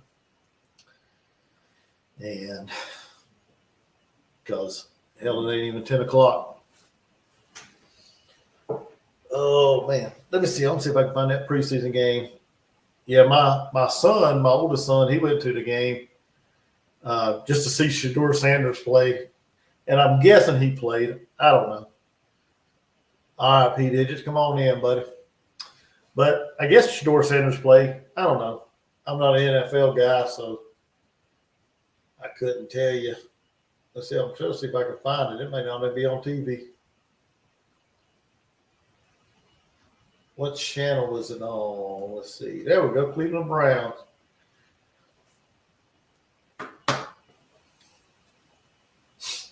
So, yeah, what's the score? Like I said, my oldest son, he went to the game. Him and I guess a couple of friends of his. I I think he said he paid $15 for the ticket to get in. So it is very, very reasonable, very cheap. And like I said, he just wanted to go, I guess, to see what Shador Sanders could do with the Browns. And hell, I don't even know what's going on in the game. So, like I said, this is not an NFL channel. I don't know much about it. I kind of got away from that. What's up, Broken? He said, I think if South Carolina has a magical season, let's say make the playoffs and get a win, I believe we can start a whoo. I like your thought. I like your thought.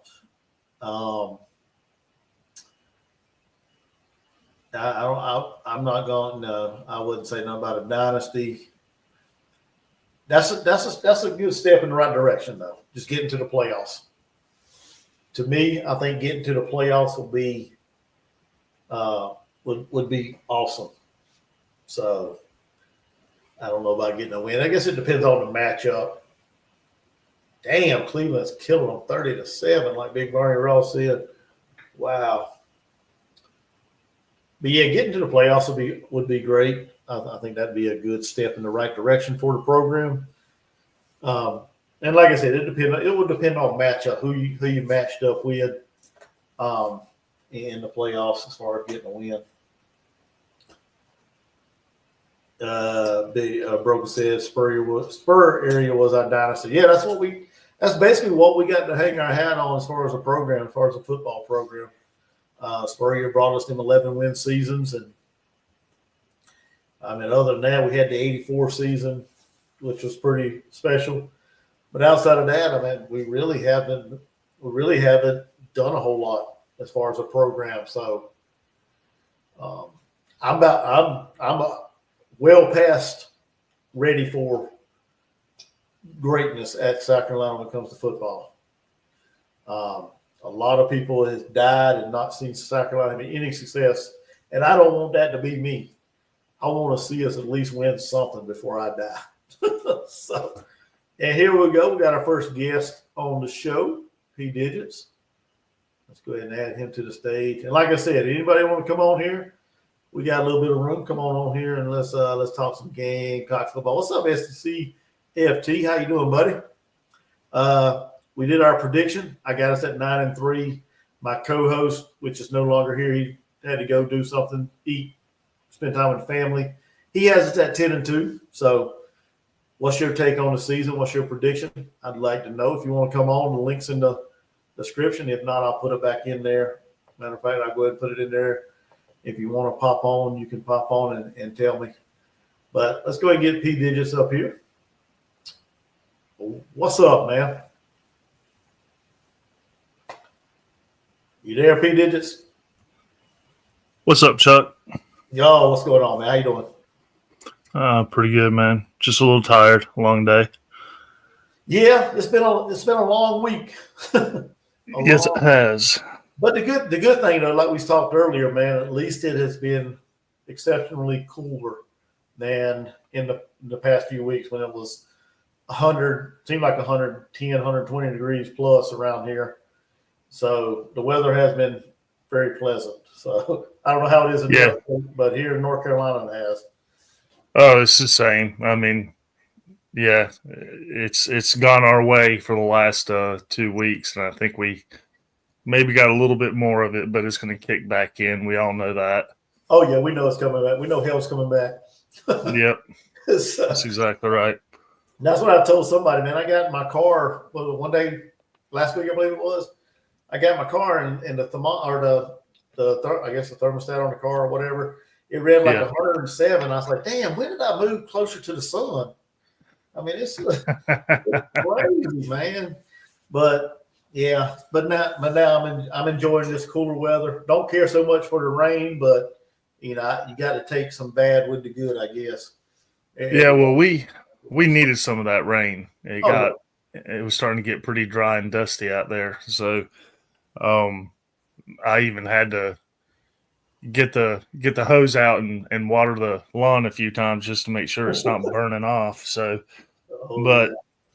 it's definitely been on our side, and I tell you what, makes you itch even more for college football because that's that nice cool weather at night, man. It's just it goes hand in hand with college football. Yep, it does. I'll get back. I got a question to ask you, but Broken said he's in Hale, Texas. I think I've heard of that. I've heard of the Hale, Texas, but I don't know if anybody, I was in the military. Has anybody heard of a place called Hale, Norway? There is a town in Norway called Hale, and I actually been there. So, and not a lot of people know that. So I thought it was pretty cool. But I went there back when I was in the service. So, but question: What is your take on South Carolina season? I don't know if we've discussed this or not, but yeah, I mean we have. I don't know, man. You get closer to the season, your opinions start to change a little bit, but I still think I'll say this: I think South Carolina's heading in the right direction. I think they got the guy that is going to get them back to. I think someone put there that Spurrier was the best era of football, and to a certain extent for South Carolina, that's probably true. And the thing that Beamer doesn't have that Spurrier had at that time. He had clout already, walking right into that. So it attracted a lot of people. So what you're seeing Beamer do, I mean, he's building from the bottom. Definitely give him a little bit of time. But I think South Carolina's football program is definitely heading in the right direction.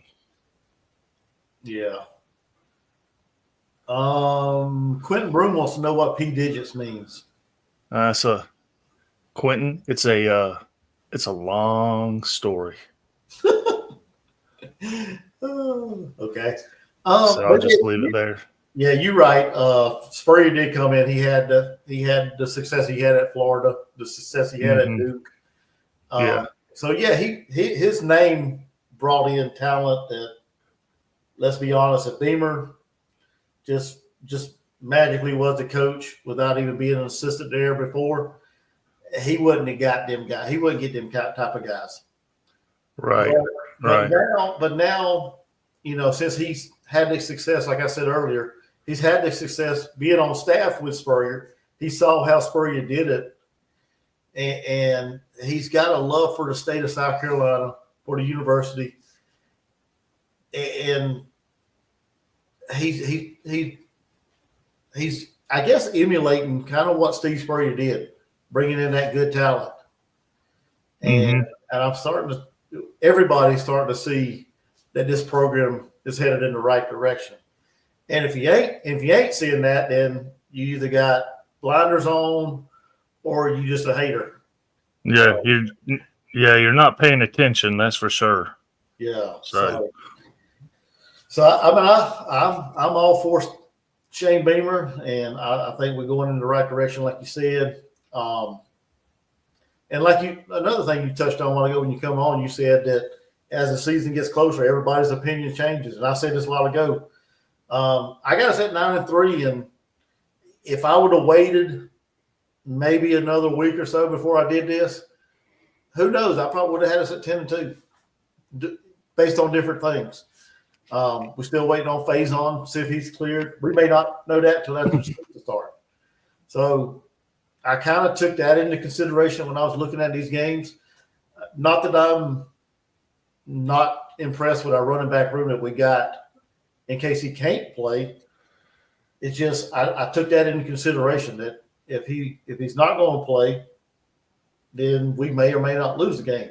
So, right. And like I said, if I would have did this thing a week, 2 weeks from now, I may have had a different record. But this is where I see it, August the 8th, 9-3. So, well, I think that's a pretty good record. I mean, I'm looking at your schedule right now. I really don't see a loss coming until, that I think could happen until October. I think you're going to be 5-0 going into LSU. I'm not really sure. I've since Clemson's playing them first game of the season, so I've been trying to pay a little bit of attention. But you got to be kind of careful what you read. But LSU, I think you guys go into LSU, and I think you beat them. I think it's not that I don't mind South Carolina losing, but that game last year, no one should ever have to lose a game when it's taken away from you. And I thought you guys were completely robbed on that one. Oklahoma, no, I do not see. Oklahoma's going to be at South Carolina. I don't see Oklahoma beating you guys. Alabama, I'm a little torn with Alabama. They got a good coach, but sometimes I think you can have a good coach and a great program like Alabama has, but it just doesn't mix well together. Yeah. And for some reason, I get that feeling at Alabama. That's what's going on. They got a great coach, great program, but it's just something's not clicking. So I think their standard has gone down a little bit. Ole Miss, that's one I would kind of watch out for. Yeah. Texas A&M, another tough one right there, and that's at Texas A&M. So I could actually see 3 losses in a row with Alabama, Ole Miss, and Texas A&M. I do not agree with Dealmaker on Coastal Carolina. Yeah, that one kind of shocked me when he said that. I thought, what? Yeah, I don't agree with him, but I'm also going to say that's no one that you can sleep on either. Yeah, So I kind of get his point to that, but and then the Clemson game, and I'm going to be with you guys watching these games with Chuck, but that will be one game that I will not attend. I didn't last year. I could have filled your swear jar last year. So. Oh yeah, even with the win I did, and I was actually embarrassed because I was at my mom's house when that all unfolded, and I was letting it go, baby, because I was excited. But it's just that rivalry, man. I mean, I got it. Yeah. No, I understand, but I personally think, and it's really going to depend on our running backs because, we had another running back get hurt this week, and he's not going to be back until near the end of the season. Wow. We got problems. We got some serious problems going on there. So y'all got the wide receiver running, ain't it? Yeah, well, I'm going to say put him somewhere. He's super athletic. He just has not panned out as a wide receiver. Yeah. A lot of drop balls by him. So he is a heck of an athlete, but we'll see if he can transfer that over to running the ball. But we're thin there. We're super thin. So, looking over this, I can definitely see 9-3. I can also see 8-4, but I can also see 10-2. I can see 11-1. So, that's why you got to play the game, I guess. Yeah, exactly. And I didn't really have anything put together for the Clemson game because it's a rivalry, and we all know who's coming and playing. And I'm not going to pick against South Carolina. I can sit here and say all the stats I want to say and name every player I want to name, and I'm still going to pick South Carolina. So that's just my gut. Now, can we lose it? Yeah, we can lose it. We've not fared very well against Clemson at home, so we'll see. I mean, it's going to be a good game. Actually, I think Clemson has a better record at William Bryce Stadium. So that does kind of work for them in their favor. But again, who knows? I mean, with all those games, how many people are going to be hurt? Yeah. And it's kind of hard to predict right now. I'm just, looking over this. I see that they already gave us a 12 o'clock time. Yeah, for South Carolina. Yeah, and that's yeah, that's a little ridiculous. I think they're still upset about last year. So where Yeah. Clemson didn't want to move the Yeah, game I to, did what see was it, that. like a Friday or something like that. So yeah, I think that's just ESPN doing Black their Friday. thing. Yeah. Yeah, they don't. Clemson don't want to go to Black Friday, so I mean, it's what it is. I mean, I'd rather it be a good night game, because I was there 2 years ago when y'all played at night. When we played at night, and Mm-hmm. that was a Yep. pretty electric atmosphere. And I was sitting beside a bunch of damn Clemson fans, but Oh it, well, it, that it was happens. it was pretty electric in there, man. And I really Yeah. enjoyed it. And to be honest with you, that was my first ever Clemson game I ever been to, South Carolina Clemson, and I enjoyed it, even though we lost. We couldn't do shit Yeah. on offense. It still was a good environment, a good atmosphere, and I'd rather the game be at night. But hey, if it's at 12 o'clock, we have to play whatever time they want us to play. So I can't tell you how many Clemson Carolina games I've seen. I mean, my family were season ticket holders over at Clemson, so yeah, and I don't go to the games nearly as much as I did because the family's grown up and now the nieces and nephews are taking over those tickets and things like that. But I mean, I've seen all the way from Lou Holtz and the fight, yeah, the big fight over at Clemson, which was ridiculous. yeah. I've seen where Ron Gardner pushed off, and he did. Yes, he did. Yes, he did, and I'm fine with that. Yeah. So and Dealmaker made a comment about when Tommy Bowden left, the program was awful over at Clemson. It was starting to die, is what it was, because you could literally sit at the game and you could just kind of feel the momentum turn and know that they couldn't come back from it. Yeah. And it got predictable is what it did. It got really predictable. I can't remember, they were playing Virginia, and this was years ago, and I was, my wife and I at the house, and halftime, we were winning at halftime, and I got up and I started cleaning the house. My wife goes, "What are you doing?" I said, "They're going to lose." And she goes, "Y'all are winning right now." I was like, "Watch, just watch."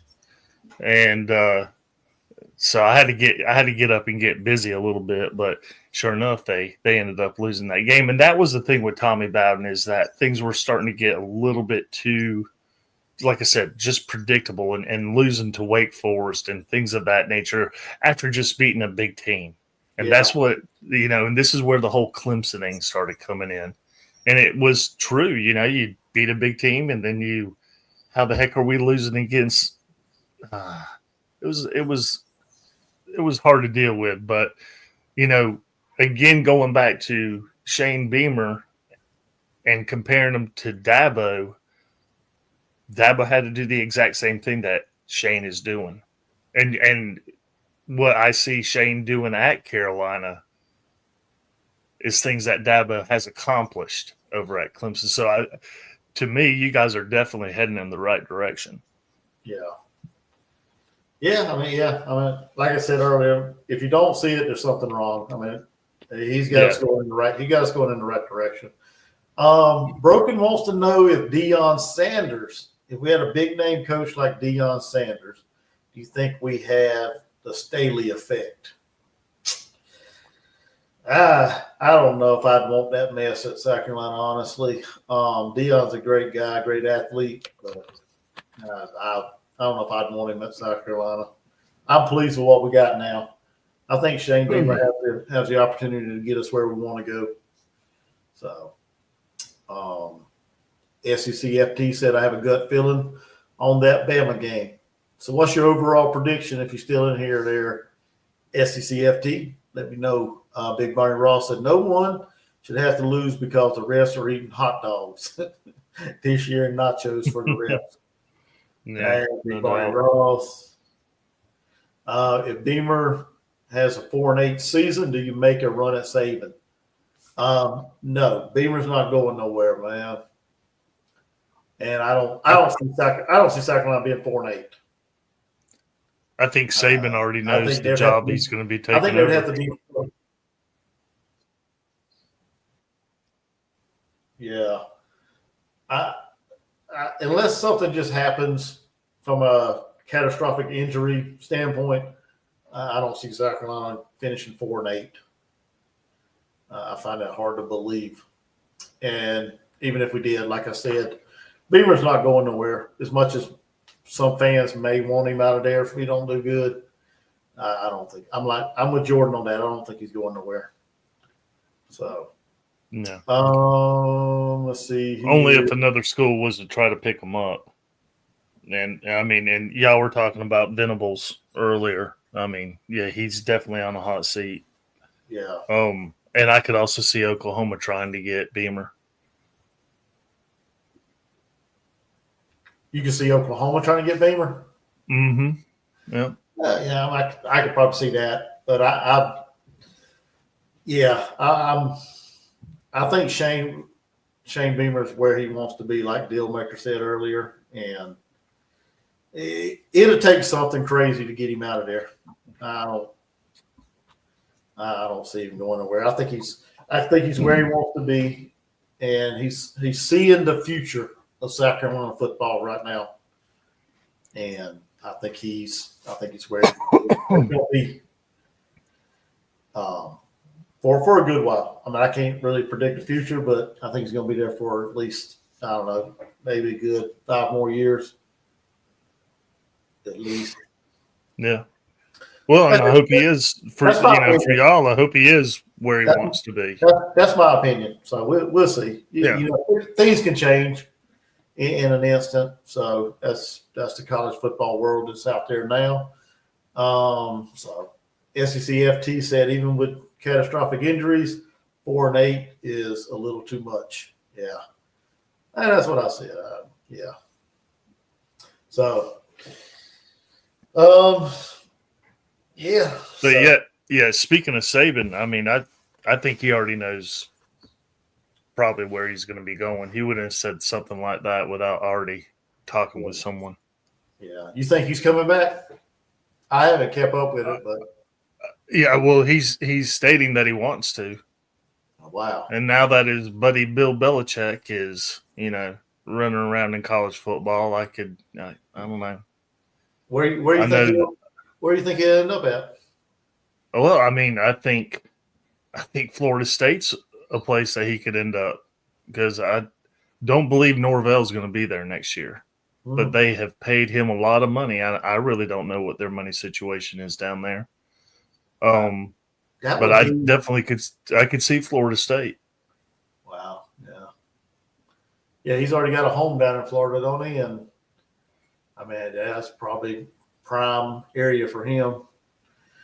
Yeah, I think a lot of those guys have houses down in Florida. Yeah. Now, do you think if Rich Rod didn't work out, you think you'd go back? You think you would entertain West Virginia? Absolutely. Yeah, he was born in West Virginia. Yeah. But right. I think Rich Rod's going to work at West Virginia. I like Rich Rod.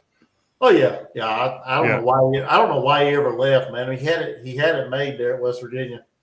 Well, it's kind of like, I know Beamer likes being at South Carolina, but money talked. When Michigan comes to you and they got all that money, you got to think for your family years down the road. So, I mean, I didn't blame Rich Rod going to Michigan, but the same thing with Alabama. I think that was just a bad fit. Yeah. Good coach, good football program, school, but just they didn't fit. Yeah. Yeah, he didn't have any success at Michigan. So, but yeah, I mean, it's just like you or I. If you get offered a much higher paying position at another job, taking it. Yeah, if it affects your family and helps the future of your family grow or whatever, hell yeah, you take it. Yeah, you do it. You'd be stupid not to take it. Yeah, right. I mean, I can see that. So I just wish he wasn't 11. I think they would I think they'd be in much better shape than what they are or what they were the last few years if he'd have stayed in West Virginia. Oh, they were. But They were, like you said, you can't fault him for going after. no, and near the end, they were top 10 every year. Of his tenure at West Virginia. Exactly. So I think he's going to be just fine. Kind of happy to see him get back there too. Oh, yeah. That's just good for college football. But no, you can't blame a person for taking more money. You can't blame these kids for taking more money or taking what's offering them. And I just called them kids, and I didn't mean to do that. Young men. Young men, yeah, I have that feeling too. Or I say that every once in a while too. I call them kids, but I mean, hell, I'm 52, almost 51. So to me, they're kids. But I kind of, now that they're making more than I am, more than I'll probably ever see in my lifetime. Right. They're young men now. They're not really. You can't really say student athletes because it's more about the money than it is about the education. I mean, just look at Texas Tech. They paid that one kid, was it 3-year deal for like $5 million or something like that. I can't remember what it was. But he's like the number one player in the state of Texas, and he basically said that's why he went to Texas Tech. Right. And yeah, I mean, hell, you 17, 18 years old, somebody offered you $5 million for 3 years. I'll be in Lubbock, Texas until you tell me to leave. Yeah. Well, if you look at it, that $5 million isn't $5 million. It's more like 1.8, 2 million after agent and taxes, and Uncle Sam's going to get his. Oh yeah. But kids don't think that though. They see the big dollar sign and they think that's what they're getting.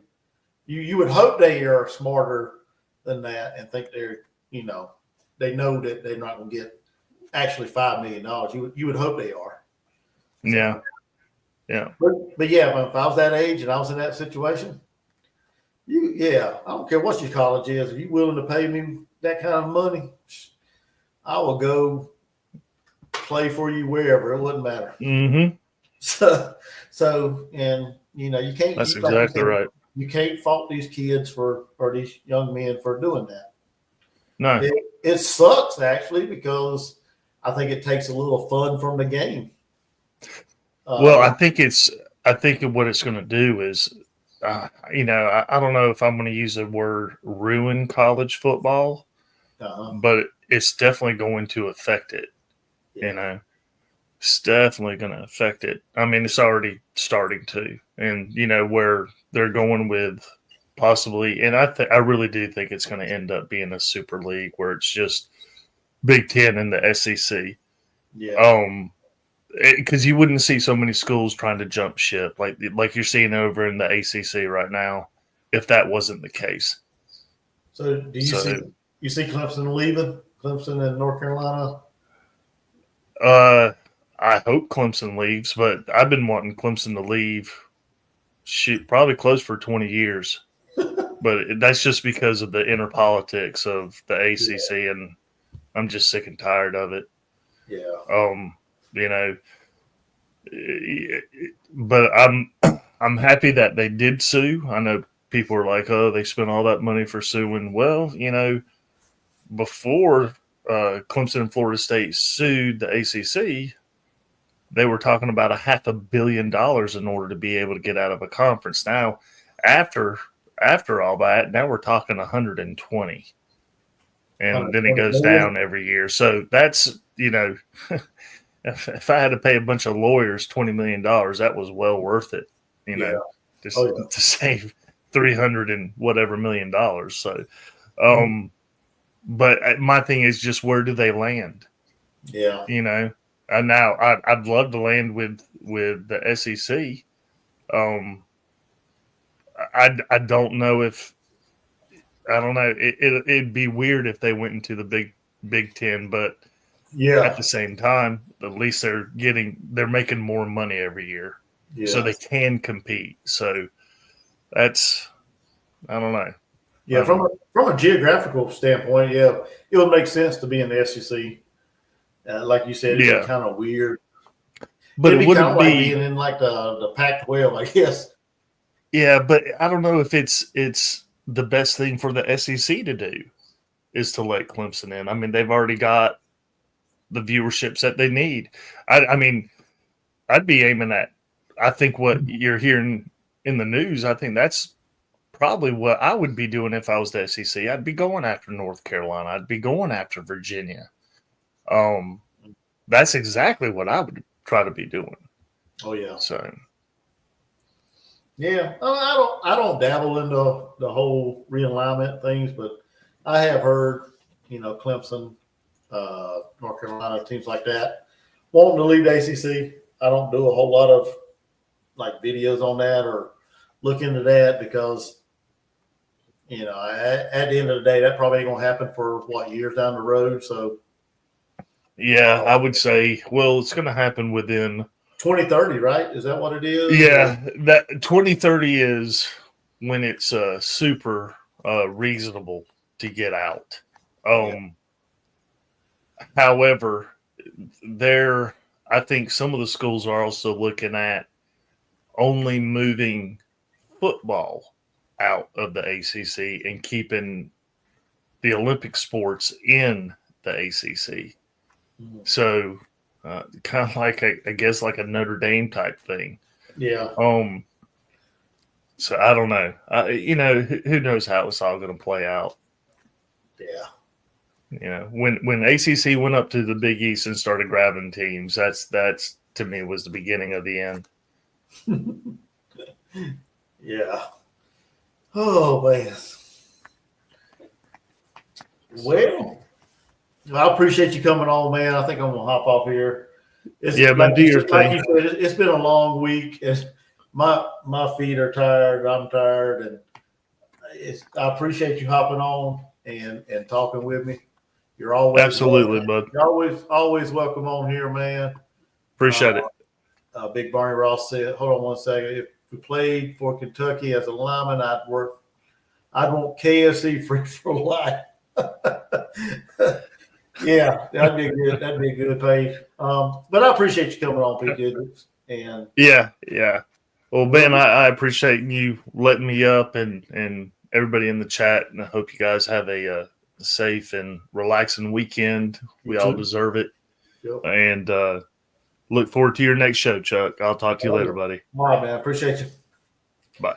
All right, everybody else, P Digits. Like I said, I'm getting ready to get off here since nobody else is coming on. Been at it for about almost 2.5 hours. So I think I'm going to kick back, relax, and try to enjoy the rest of the night with the wife and my son and the family.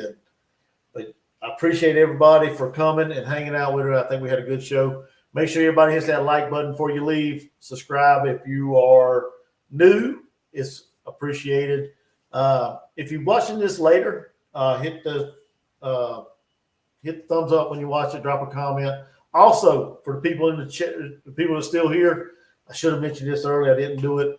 Go over to Carolina Jackpot's channel and get into the Callaway's Pick'em Challenge. If you like to, if you think you're smart at picking football games, go over to the Carolina Jackpot show.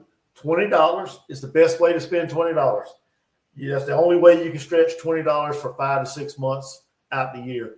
You can't stretch $20 anywhere else. You pick games against the spread. At the end of the season, when everything's said and done, whoever has the most picks right wins 70% of the pot. So if it's $2,000, you win $1,400 if my math is correct. I think that sounds right. For first place. If you're the second smartest picker, you get 20%. So $2,000, that'd be what, $400? And if you're the third smartest picker, then you win 10%. So go over to Carolina Jackpot. First of all, subscribe to this channel if you ain't subscribed. But go over there, get into the Callaway's Pick'em Challenge. He's got it on his channel somewhere. I need to put a description somewhere, but go over to his channel and get into the Callaway's Pick'em Challenge. It starts week 0. It's got some shitty games week 0. think the Iowa State, Kansas State's the only good game that day. But there are week 0, so if you don't get in week 0, you still can get in by week 1, but you have to be in, I believe, before week 1 starts, if I'm not mistaken. But if you don't start week 0, you're going to be possibly 5 games behind. So go over to Carolina Jackpot, subscribe to this channel, and get into the Cowboys Pick'em Challenge. And like I said, it's against the spread. When the spread comes out, I think they send the picks out on Tuesday. So whatever's on the sheet, whatever's on the paper, whatever, the email he sends you on the line, that's what the spread is. It doesn't change. It doesn't move. It's what's there. And you just pick against the spread, whichever team you think is going to win. And, yeah, that's it. So, so I plugged that. So everybody go over to Carolina Jackpot and sign up for that contest, please. All right, Mark, he said he enjoyed the show. I did too. I appreciate my good buddy Jordan Dealmaker coming on here and doing this show with me. I appreciate all the loyal subscribers that are out there that has come and hung out with us. The chat, y'all were freaking amazing. If I missed your comment, I apologize. But y'all have been amazing tonight. And like I've said before, y'all drive this show. So if you're dead in the chat, the show ain't gonna do nothing. So I appreciate everybody coming. I appreciate everybody spending your Friday night on here with me. And we'll be back at it Monday night. As y'all know, the new routine is Monday night, Friday night, and during the season, it's time to get down with some Gamecock football, some live fan reaction, watching along, and have a good time. So that's the schedule. So come back Monday, Friday at 8 o'clock, and Saturday at South Carolina kickoff. And anytime I do any game, if you got a notification bell on, you will know what games I'm doing. So y'all have a good rest of your weekend, and I will see you guys on Monday.